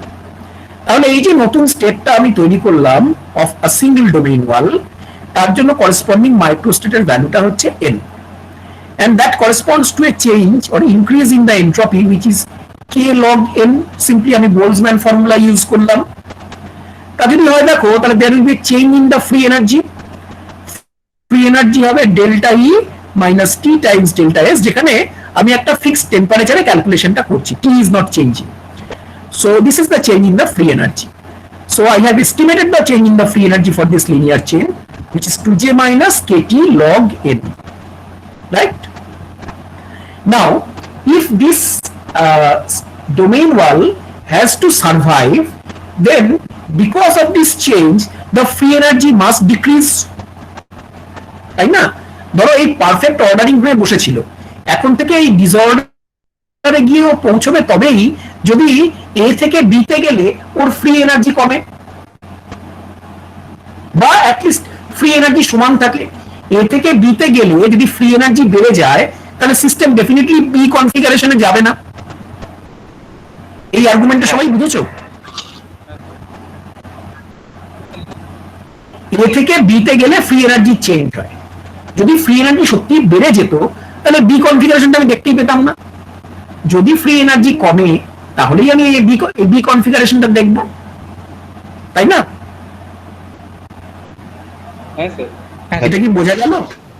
বেশ, তাহলে দেখো যে কন্ডিশন হচ্ছে যে এই বি কনফিগারেশনটা আমি দেখতে পাবো যে তার শর্ত হচ্ছে delta F must be less than 0 or at best equal to 0।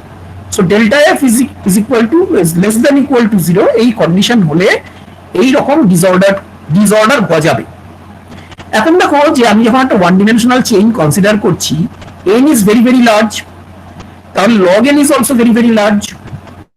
ঠিক আছে, তাহলে যে কোনো স্মল ফাইনাইট পজিটিভ টেম্পারেচারেই this quantity will be very large compared to this 2j। therefore this overall sign will be negative.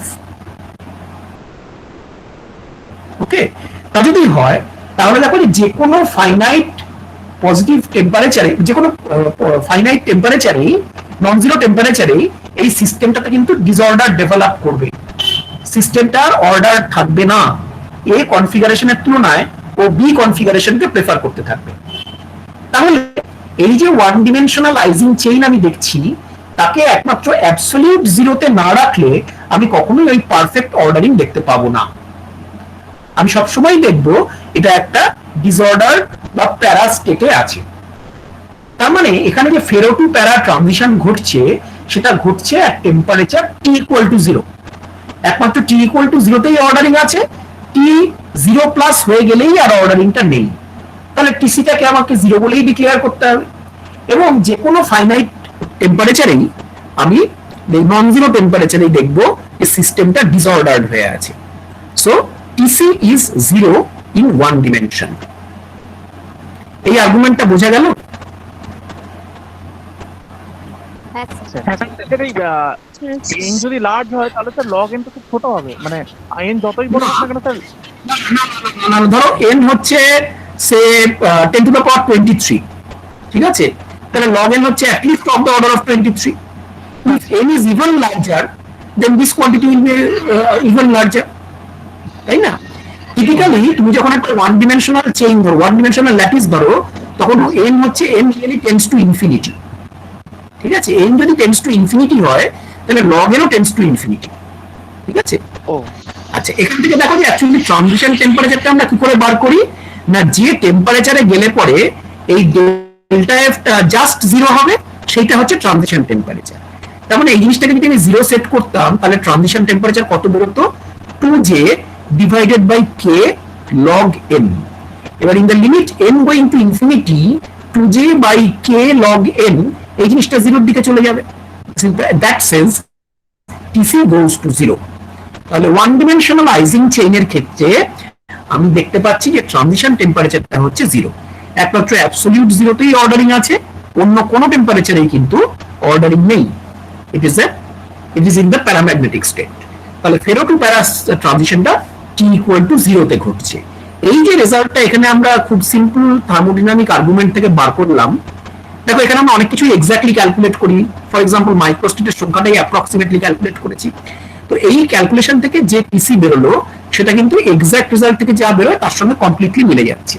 Exact solution of this Ising chain also shows that TC is 0 for one dimension.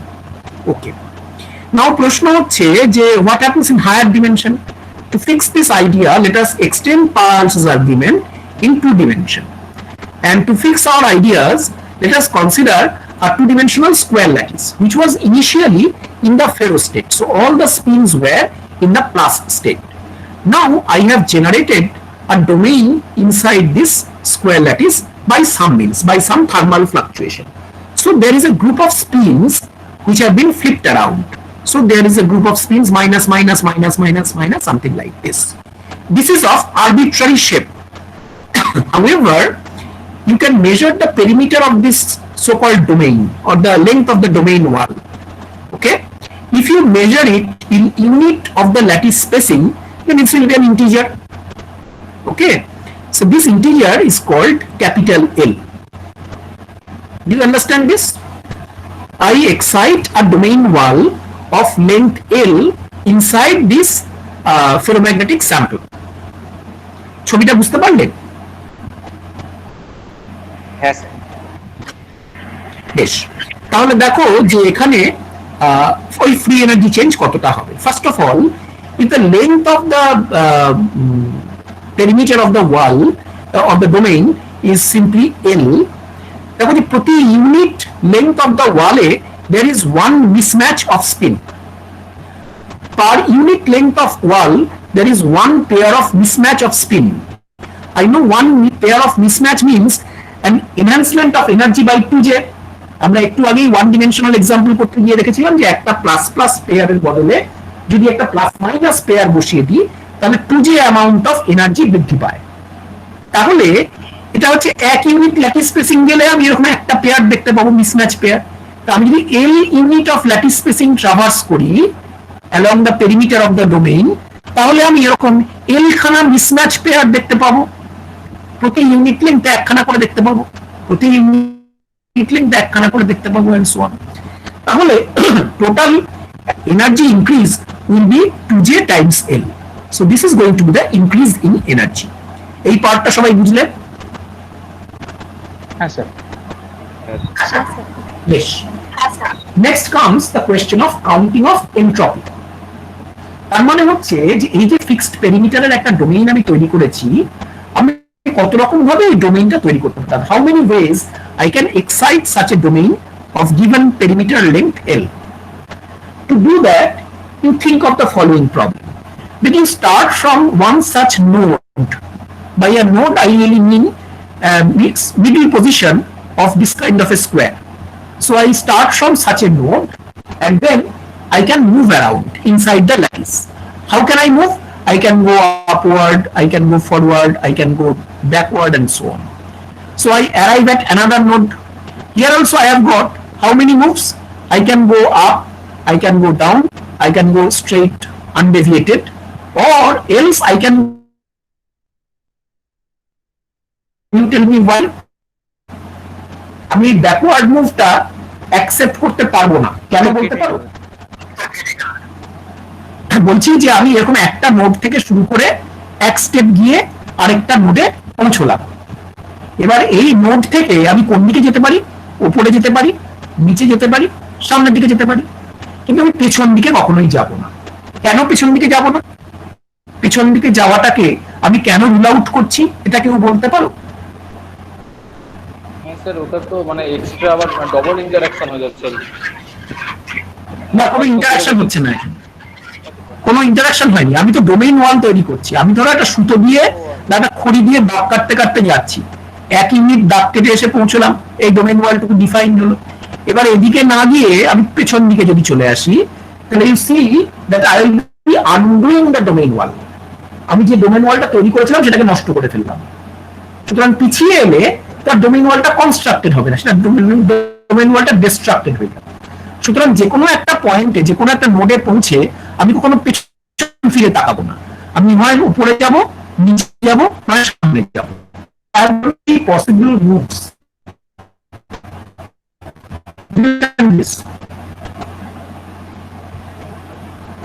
হ্যাঁ sir. Hello, বেশ, দেখো যে at each node I can have 3 possible moves. So there will be L such steps. So how many configurations I can generate for this type of a domain? At each node I have got freedom of moving, which is 3, and I have got L such steps. I have to execute L such steps. So how many ways I can construct this domain of length L?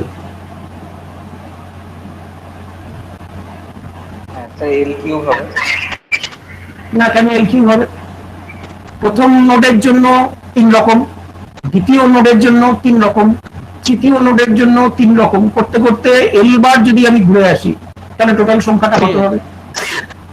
3L হবে বুঝি? 3L হবে? 3L কি করে হবে? প্রথমটার জন্য 3, এই প্রত্যেকটার জন্য দ্বিতীয় ক্ষেত্রে আবার 3, 3 to the power L. So exactly 3 to the power L. So the number of microstates will be 3 to the power L roughly. Why do I say roughly? তার কারণ দেখো যে এই কাউন্টিং এ কতগুলো গন্ডগোল আছে। First of all, if this point were at a corner, হ্যাঁ, তাহলেই দেখো যে আমার কিন্তু এদিকে যাওয়ার আর কোনো ফ্রিডম নেই। মানে আমি দেয়ার মাইট বি, মানে একদম কর্নারে যদি উপরে ধরো এজে যদি চলে যাই, তখন আমি দেখবো যে আমার হাতে মাত্র দুটো ফ্রিডম আছে, হয় সামনে যেতে পারছি নয় তলার দিকে যেতে পারছি, অথবা যদি একদম তলায় থাকি হয় উপরে যেতে পারছি নয় সামনে যেতে পারছি। সুতরাং সব জায়গায় আমি 3খানা মুভ পাবো না। দ্বিতীয়ত, যখন আমি এই ডোমেইন ওয়ালটাকে ক্লোজ করার চেষ্টা করছি, ধরো এই নোডে এসে যখন আমি পৌঁছেছি, তখন কিন্তু আমার ডান দিকে বাঁ দিকে যাওয়ার ফ্রিডম নেই, কারণ তাহলে আমি আর ডোমেইন ওয়ালটা ক্লোজ করতে পারবো না। সুতরাং L-1 স্টেপ এক্সিকিউট করে ফেলার পরে আমার হাতে আর একটাই স্টেপ পড়ে থাকছে, যেটা কিনা ডোমেইনটাকে ক্লোজ করবে। তার মানে এই যে সবকটা নোডে আমি 3টে করে ফ্রিডম আছে বলেছিলাম, সেটা আসলে ঠিক নয়। That was an over statement. So the actual number of configurations will be slightly less than 3 to the power L. বোঝা গেল এটা? হ্যাঁ sir. Exactly 3 to the power L হবে না, তার থেকে একটু কম হবে, কিন্তু আমরা একটা অর্ডার অফ ম্যাগনিটিউড এস্টিমেট করছি, so we are making a close estimate which is of nearly 3 to the power L. Therefore, if you calculate now the change in free energy using the same formula, you will find that this will be approximately 2Lj minus KT log 3 to the power L. If you take L common outside the bases, you will find this thing. Okay. Now, if you are going to find, so whenever delta F is less than equal to 0, such domains will be excited inside the sample. To make the estimate of the transition temperature when this transition is possible, from order to disorder transition is possible, I just set delta F equal to 0 at the temperature set equal to Tc. So if I do that, then from this equation I can see that Tc is given by 2J over K log 3, which is 1.82 times J over K. এই 2D square ল্যাটিসের জন্য exact সলিউশনটা জানা আছে। Exact সলিউশনের ভ্যালুটা হচ্ছে 2.27 Times J over K। দেখো এটাও হচ্ছে J বাই K এর দ্বিগুণের কাছাকাছি, এটাও J বাই K এর দ্বিগুণের কাছাকাছি, কিন্তু এক্স্যাক্টলি কাছে নয়, এটা একটুখানি আন্ডার এস্টিমেট করেছে আর এটা একটু উপরে আছে। তার মানে হচ্ছে যে এটা not exactly close to the exact result, but somewhere near the exact value. তার মানে টিসি যে একটা ফাইনাইট ভ্যালু থাকবে ইন 2 ডিমেনশন, এটা পার্লসেস আর্গুমেন্ট দেখিয়ে দিচ্ছে। So from Peirce's argument, from the simplistic argument, we can see that there is a finite transition temperature above which there will be excitation of domains inside the sample and the system will go into a paramagnetic state. And below this TC, there will be a single domain which will signify the existence of a ferromagnetic phase. So the ferro to para transition will occur at T equal to TC. দেখো যে এখানে এই পুরো আলোচনার যে net learning, সেটা হচ্ছে যে because of thermal fluctuation this entropy term will take over. Finite টেম্পারেচারে আমি যদি কোনোভাবে সিস্টেমের এনার্জিটাকে একটু বাড়িয়েও ফেলি, কিন্তু সেই সঙ্গে আমি যদি এনট্রপিটাকেও সাফিসিয়েন্টলি বাড়াতে পারি, তাহলে delta F will be larger. Disorder create করা মানে এনার্জি একটু বেড়ে যাওয়া, কিন্তু এট দ্য সেম টাইম এনট্রপিও বেড়ে যায়।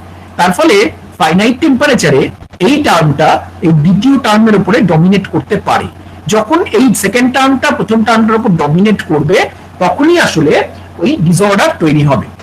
ওকে, এবং যে টেম্পারেচারে গিয়ে এই ঘটনাটা ঘটবে সেটাই হবে ট্রানজিশন টেম্পারেচার। এই লার্নিংটা আমরা পার্লস আর্গুমেন্ট থেকে পেলাম। আমরা দেখলাম যে কিভাবে থার্মাল ফ্লাকচুয়েশন একটা ডিসঅর্ডারকে স্টেবিলাইজ করতে সাহায্য করে অ্যাট ফাইনাইট টেম্পারেচার।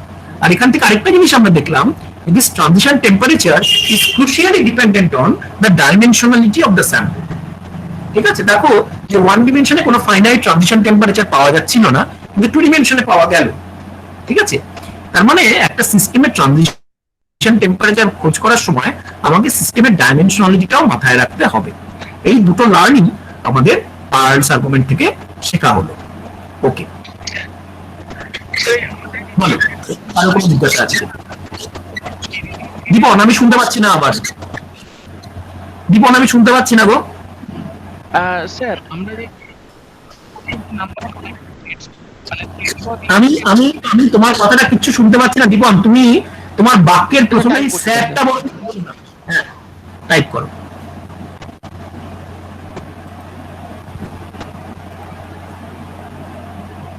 আর কারো কোনো কোয়েরি আছে এই জায়গায়?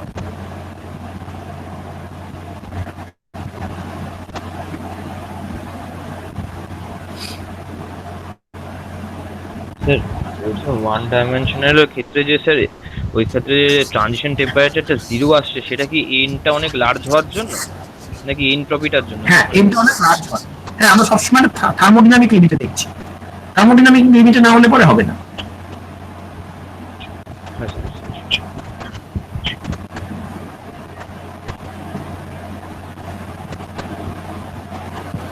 আচ্ছা, দীপন এখনো কিছু লেখেনি, আমরা একটু একটু করে এগোই।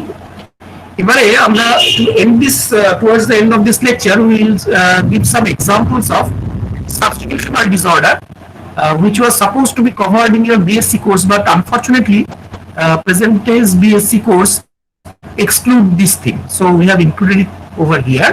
These are extremely important if you are going to perform some experiments in solid state physics, so you have to have some idea about the so-called substitutional disorders called point defects.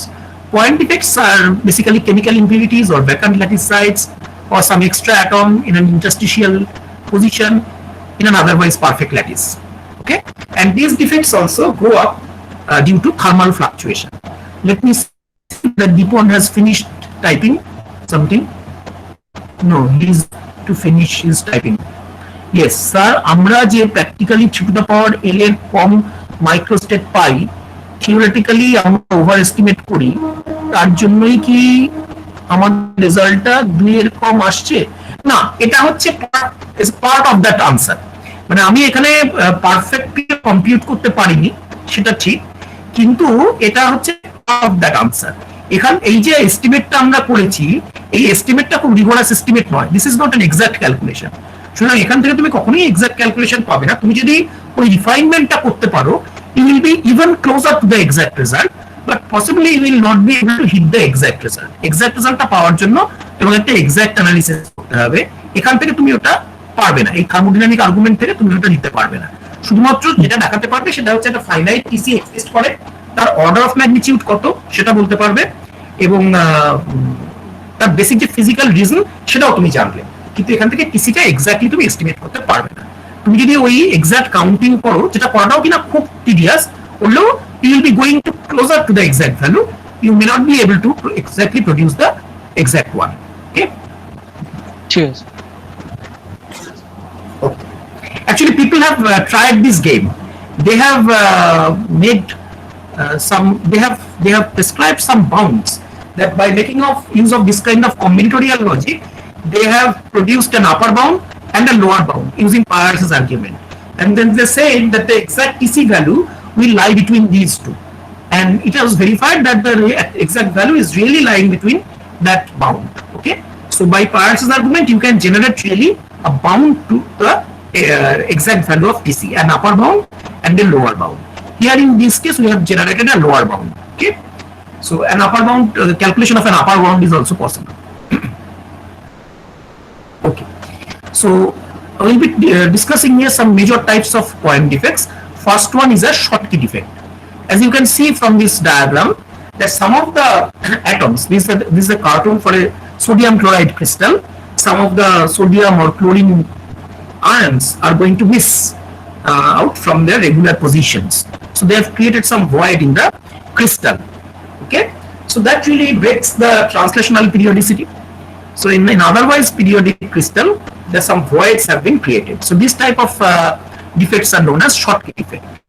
Okay, and at a finite temperature T, for creation of this Schottky effect, you will generate some change in free energy, again like this.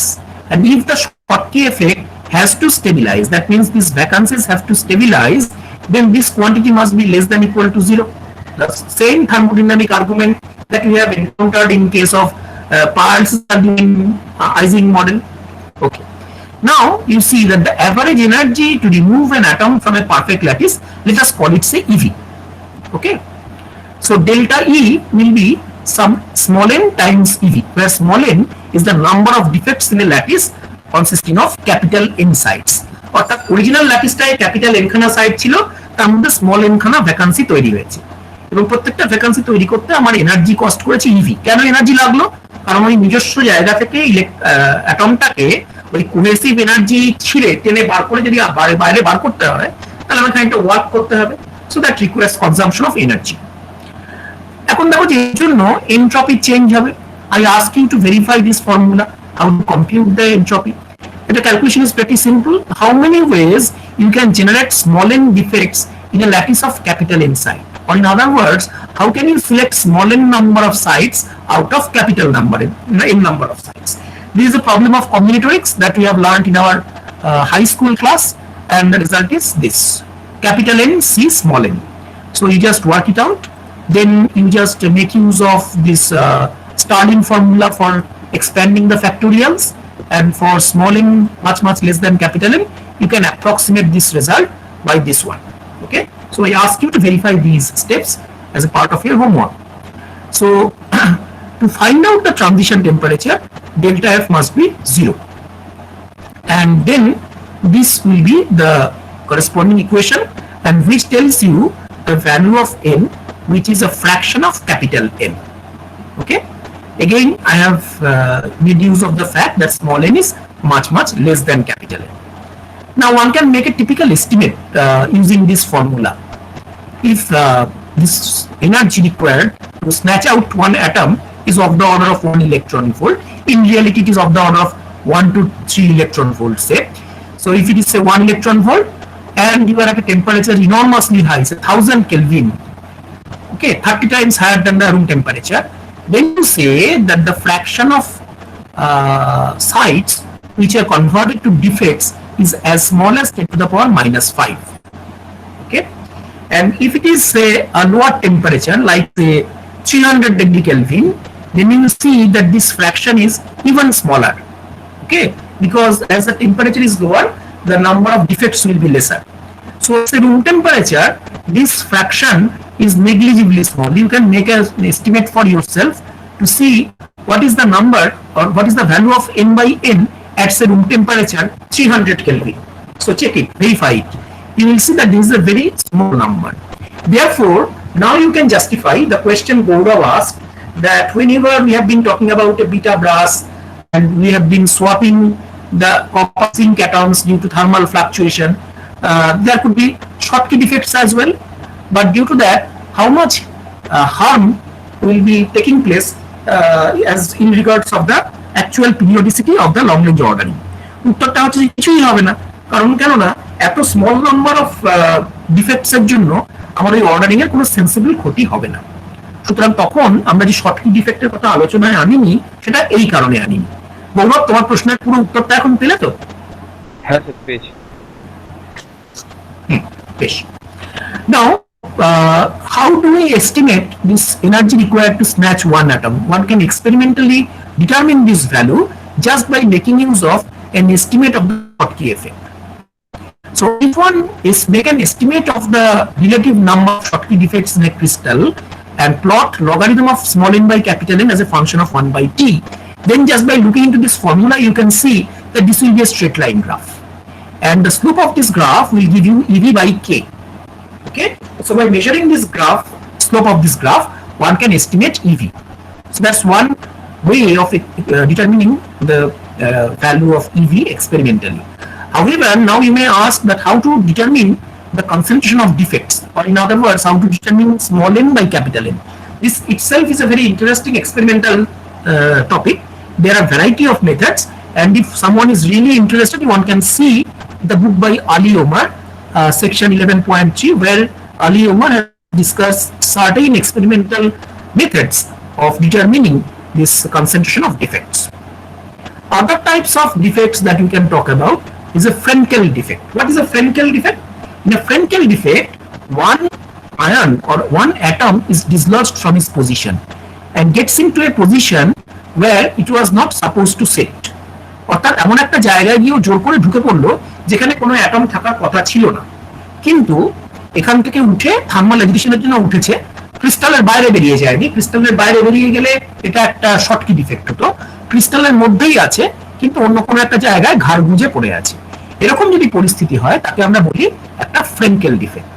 Okay, and it is said that the atom has migrated from its equilibrium position to an interstitial position.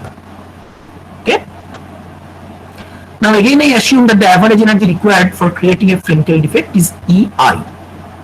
Therefore delta E is n times EI, where n number of defects have been created in a lattice of n sites and with n prime number of interstitial sites. What happened? Okay, so একটা ল্যাটিসে একটা n খানা atomic site আছে আর n prime খানা interstitial site আছে। এই অবস্থায় আমি n খানা ফ্রেঙ্কেল ডিফেক্ট কনসিডার করতে চাই। এটা কেন করতে হলো? কারণ আমি ওই ক্যাপিটাল n খানা সাইট থেকে স্মল n খানা যে কোনো সাইট বেছে নেব যেখান থেকে আমি অ্যাটম তুলবো, আর ওই যে ক্যাপিটাল n প্রাইম খানা ইন্টারস্টিশিয়াল সাইট আছে তার কোনো একটা না কোনো একটা আমি ওই অ্যাটমটাকে বসাবো। তার মানে আমি আবার ওই স্মল n খানা সাইট বেছে নেব from n prime number of sites. Okay, so in that way I can make the game of combinatorics and estimate the increase in entropy, which is given by this formula. Again I can make use of Stirling approximation, and ultimately using this condition I can make an estimate of the number of defects that is given by root over n prime times this exponential factor, where there is EI divided by not KT, it is 2 KT. Okay, of course I assume that the impurities are dilute. Okay. Now I ask you to explicitly derive this formula. You see that there is a factor of 2. You just locate the origin of this factor of 2 and find it out. Okay, so make a derivation of this formula for yourself. So in by similar kind of potential dependence, I can see that at moderately low temperature the excitation of Frenkel defects will be not very large. And the third type of point defects that we will be talking about. এই যে এনট্রপিটা যেটা interstitial সাইটের জন্য কোন জায়গাটা বলো? যে interstitial সেটা হচ্ছে যে আমি n খানা, হ্যাঁ সেটা হচ্ছে যে আমি n খানা স্মল n খানা অ্যাটমকে তো তুলবো, তাদেরকে রাখবো কোথায়? তাদেরকে তো কোনো ল্যাটিস সাইটে রাখবো না, তাদেরকে ঘাড় গুঁজে মাঝখানে কোনো একটা ইন্টারস্টিশিয়াল সাইটে গুঁজে দিতে হবে। তাহলে আমাকে জানতে হবে যে কতগুলো অ্যাভেলেবল সাইট আছে অ্যাটম তোলার জন্য, সেটা হচ্ছে n খানা ল্যাটিস সাইট, আর কতগুলো জায়গা আছে অ্যাটম জোর করে গুঁজে দেওয়ার জন্য, সেগুলো হচ্ছে n prime number of interstitial sites. তাহলে small n number of atom তুলবো capital n number of site থেকে, আর স্মল n নাম্বার অফ অ্যাটমকে ডিস্ট্রিবিউট করব capital n prime number of interstitial সাইটের মধ্যে। এই দুটো জিনিসকে আমি ইন্ডিপেন্ডেন্টলি করতে পারি। So product of this two will give me total number of ways. এটা নিজেরা ডিরাইভ করো। ওকে, থার্ড যে ডিফেক্টটা সম্পর্কে আমি কথা বলবো সেটা হচ্ছে কালার সেন্টার। কালার সেন্টার দেখো যে আমি যদি একটা পিওর অ্যালকালি হ্যালাইড নিই, for example take a sodium chloride crystal, usually it is transparent. Ordinary vacancies do not colour the crystal. ঠিক আছে, তুমি ক্রিস্টালটার কোনো কালার দেখতে পাবে না। সোডিয়াম ক্লোরাইড বা পটাশিয়াম ক্লোরাইডের ক্রিস্টাল যদি তুমি নাও তাহলে দেখবে সেটা একটা বর্ণহীন ক্রিস্টাল। ওকে, কিন্তু color center is a special type of defect, namely a point defect sorry, that can absorb light in the visible part of the spectrum, and therefore if such centers are present inside the crystal, there will be an absorption of some part of the visible part of the spectrum, and therefore you will have some, the color crystal will look colored. ঠিক আছে, তুমি যদি সবকটা colour স্পেকট্রামের সবকটা কালারকে এর মধ্যে দিয়ে pass করতে দাও, তাহলে ইট উইল লুক ট্রান্সপারেন্ট। যদি কোনো সিলেক্টিভ অ্যাবজর্পশন হয় তখন ক্রিস্টালটাকে কিন্তু কালার দেখাবে। ঠিক এই কারণেই কালার সেন্টার জেনারেট করতে পারলে, কালার সেন্টার টাইপের ডিফেক্ট জেনারেট করতে পারলে একটা অ্যালকালি হ্যালাইডে কিন্তু কালার দেখা যায়। হ্যাঁ, এই কালার কথাটা জার্মান ভাষায় বলা হয় ফার্বি। হ্যাঁ, সেই কথাটা মাথায় রেখে colour saunters R often termed as F centers. This F stands for the initial letter of Farbe. ওকে, তো কালার সেন্টারের বদলে আমরা অনেক সময় এফ সেন্টার কথাটাও ইউজ করি পপুলারলি। এখন প্রশ্ন হচ্ছে কি করে এফ সেন্টার তৈরি করা যায়? দেয়ার আর ভ্যারাইটি অফ ওয়েজ। তার মধ্যে দেখো আমরা দুটো প্রধান পদ্ধতি এখানে বলেছি। একটা হচ্ছে যে তুমি যদি অ্যালকালি হ্যালাইড ক্রিস্টালটাকে এক্সেস অ্যালকালি মেটাল ভেপারের মধ্যে রেখে হিট করো, অর্থাৎ সোডিয়াম ক্লোরাইডকে তুমি সোডিয়াম ভেপারের মধ্যে, মেটালিক সোডিয়াম ভেপারে রেখে যদি হিট করো, অথবা পটাশিয়াম ভেপারের মধ্যে রেখে যদি পটাশিয়াম ক্লোরাইড ক্রিস্টালকে হিট করো, তাহলে ওর মধ্যে কালার সেন্টার তৈরি হয়। আসলে কি ঘটে যে যখন নাকি এরকম একটা ঘটনা তুমি করো, মেটাল ভেপারের মধ্যে যখন তুমি অ্যালকালি হ্যালাইডটাকে তৈরি করো, তখন অ্যালকালি হ্যালাইড ক্রিস্টালটা সাইজে গ্রো করে, এবং ও যেটা করে যে ক্রিস্টাল স্ট্রাকচারটা বজায় রেখে ও ওই সোডিয়াম ক্যাটায়ন গুলোকে ওর উপরে রিঅ্যারেঞ্জ করার চেষ্টা করে। কিন্তু হলে কি হবে, ক্লোরিন তো মিসিং। তার ফলে যেখানে ক্লোরিন আয়ন থাকার কথা ছিল সেখানে ক্লোরিন আয়ন মিসিং থেকে যায়। ধরো আমি নতুন 4টে সোডিয়াম অ্যাটমকে ধরে এনে বসিয়ে দিলাম, বা 6টা সোডিয়াম অ্যাটমকে ধরে এনে ওই ক্রিস্টালের উপর ফিট করে দিলাম, কারণ আমার হাতে এক্সেস সোডিয়াম ভেপার রয়েছে। কিন্তু আমাকে তো ক্লোরিনও যোগান দিতে হবে, তাহলে তো সোডিয়াম ক্লোরাইড স্ট্রাকচারটা আমি জেনারেট করতে পারবো না। কিন্তু ক্লোরিন নেই, কিন্তু যখন হিটিং হচ্ছে তখন by virtue of thermal excitation ওই সোডিয়াম আয়ন ওখানে জুড়ে যেতে পারে, but without any chlorine anion in between. তাহলে যেটা হবে যে ক্রিস্টালটা সাইজে বাড়বে, ওই সোডিয়াম ক্লোরাইড ক্রিস্টাল হবে, কিন্তু মাঝখানে মাঝখানে ক্লোরিন আয়নের জায়গায় ফাঁক থেকে যাবে। তার মানে তুমি একটা ডিফেক্টওয়ালা ক্রিস্টাল তৈরি করবে। এই যে স্পেশাল টাইপের ডিফেক্টটা তৈরি হলো যেখানে একটা অ্যানায়ন মিসিং, এইটাই হচ্ছে গিয়ে colour centre. It is one type of colour centres. এবং সোডিয়াম ক্লোরাইডকে তুমি যদি এইভাবে ট্রিট করো তাহলে দেখা যায় যে it assumes a yellow colour. If you treat KCl in potassium vapour it gives rise to a magenta colour. ঠিক আছে, তার মানে এইখানে একটা ভ্যাকান্সি তৈরি হয়েছে, special type of vacancy which is capable of absorbing some part of visible light. আরেকটা পদ্ধতি হচ্ছে যে if you take a transparent or pure alkali halide crystal and irradiate by high energy beams, that may be X-rays, that may be gamma rays, or even high energy electron beam.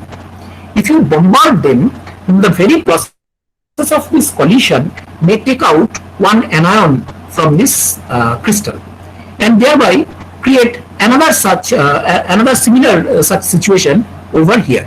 অর্থাৎ তুমি যে কোনো ভাবেই করো না কেন, ultimately তুমি একটা আয়ন ভ্যাকান্সি তৈরি করলে ইন অ্যান আয়নিক সলিড। এই জিনিসটা একটা কালার সেন্টারের মতন বিহেভ করে। আমরা দেখি কেন।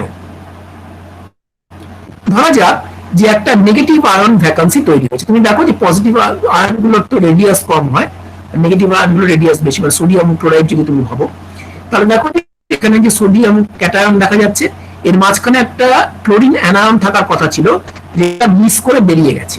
সো এখানে একটা ভয়েড তৈরি হয়েছে। ঠিক আছে, so A negative ion vacancy is created. কিন্তু এই যে নেগেটিভ আয়ন ভ্যাকান্সি, এখানে যেটা নেগেটিভ আয়ন থাকার কথা ছিল এখন সেটা নেই। তাহলে দূর থেকে যদি কোনো স্পেকটেটর এই রিজিয়নটার চার্জ মাপার চেষ্টা করে, তার মনে হবে যেখানে একটা এক্সেস পজিটিভ চার্জ বসে আছে। এই কথাটা বুঝতে পারছো সবাই? স্যার লাস্টের কথাটা আরেকবার বলুন। বলছি যে এখানে পজিটিভ চার্জ গুলো আছে, খাঁচার মধ্যেকার নেগেটিভ আয়নটা পালিয়ে গেছে।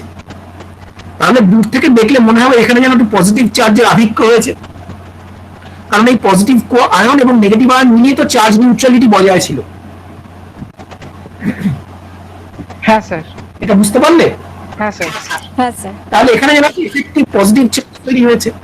এবারে অ্যালকালিনাইট ক্রিস্টালের মধ্যে যে রিলেটিভলি লুজলি বাউন্ড আছে, সেই ইলেকট্রন গুলো থার্মাল এনার্জিতে এই ক্রিস্টালের মধ্যে দিয়ে ড্রিফট করতে থাকবে। ড্রিফট করতে করতে তখন দেখবি এখানে একটা পজিটিভ চার্জ বসে আছে, যেন একটা পজিটিভ চার্জ আছে, ও টক করে গিয়ে ওখানে জুড়ে যাওয়ার চেষ্টা করবে বিকজ অফ কুলাম্ব অ্যাট্রাকশন। তার মানে এই কেজটা একটা নেগেটিভ আয়ন থাকার কথা ছিল, এখন সেটা নেই। তাহলে এই কেজটা কি করবে, একটা নেগেটিভ চার্জকে ধরে এনে ওখানে বসানোর চেষ্টা করবে।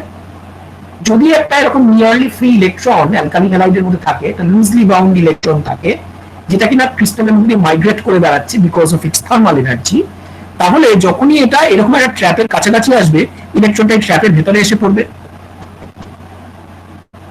এটা বোঝা গেল? হ্যাঁ স্যার। হ্যাঁ স্যার।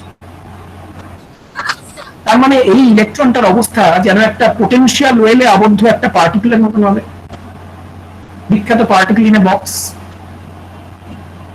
হ্যাঁ স্যার, ঠিক আছে। তার মানে এই ইলেকট্রনটা এখন কতগুলো ডিসক্রিট এনার্জি লেভেল থাকবে, এবং সেই এনার্জি লেভেলটা বুঝতেই পারছো ব্যান্ডের বাইরে হবে, কারণ ব্যান্ডের মধ্যে ছিল বলে ইলেকট্রনটা মোবাইল ছিল, over the whole crystal migrate করে বেড়াচ্ছিল। এখন ইলেকট্রনটা যখন এখানে ট্র্যাপড হয়ে গেল, the electron Gates localised.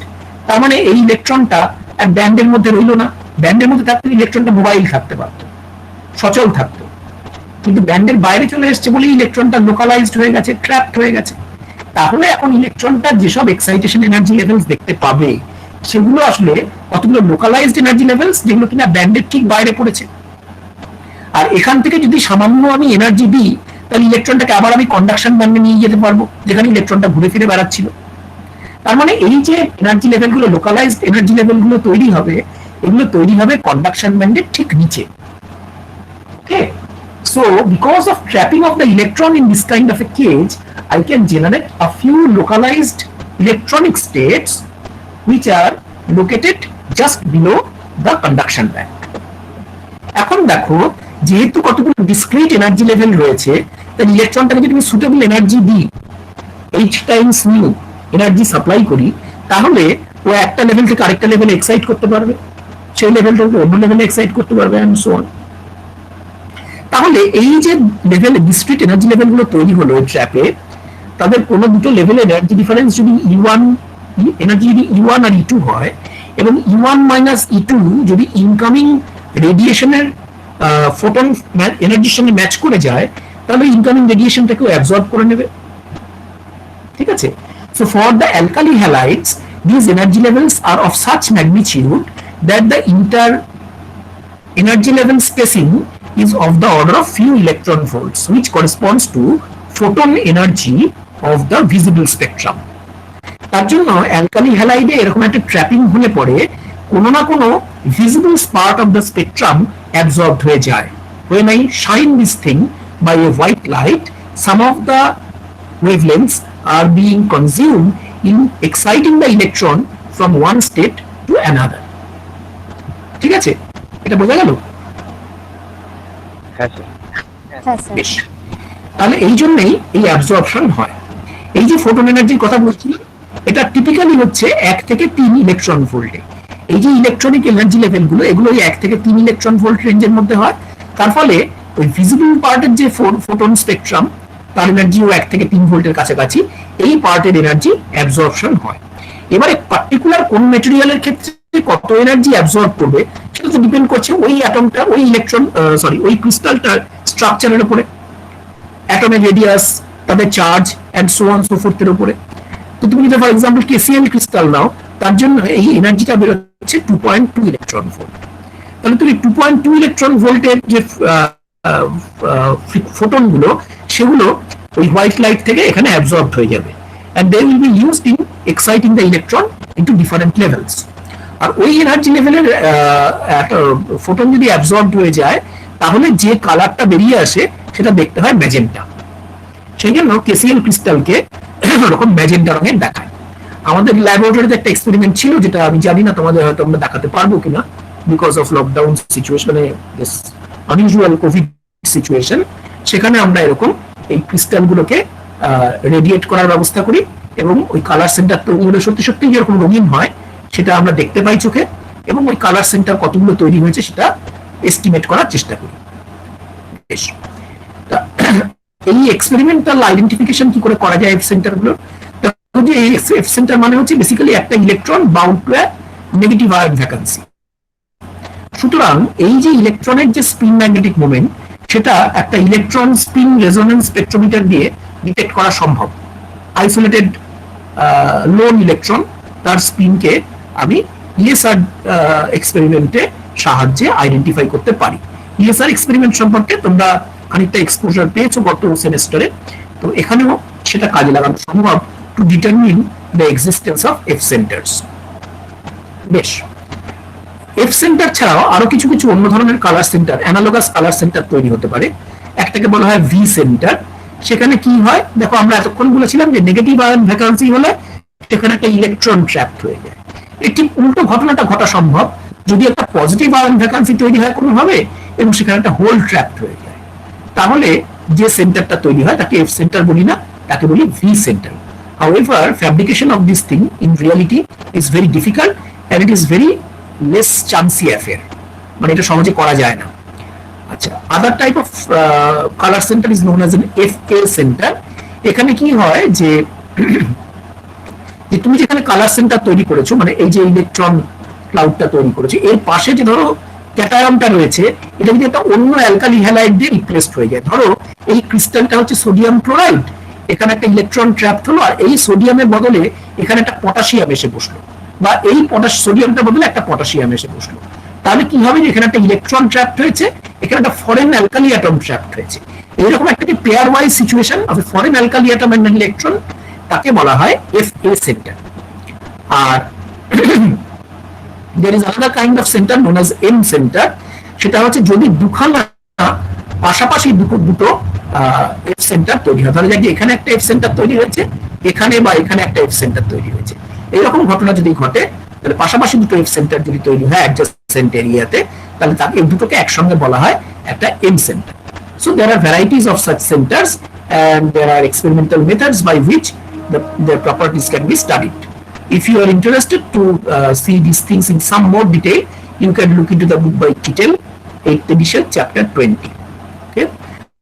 So with this, we finish our discussion on this point effects, and in our next class, we will see how to find the correlation function for the liquids or the solids. বলো যে এইখানে sir এই convection ব্যান্ডের নিচে কেন হচ্ছে আরেকবার একটু বলবেন স্যার? হ্যাঁ,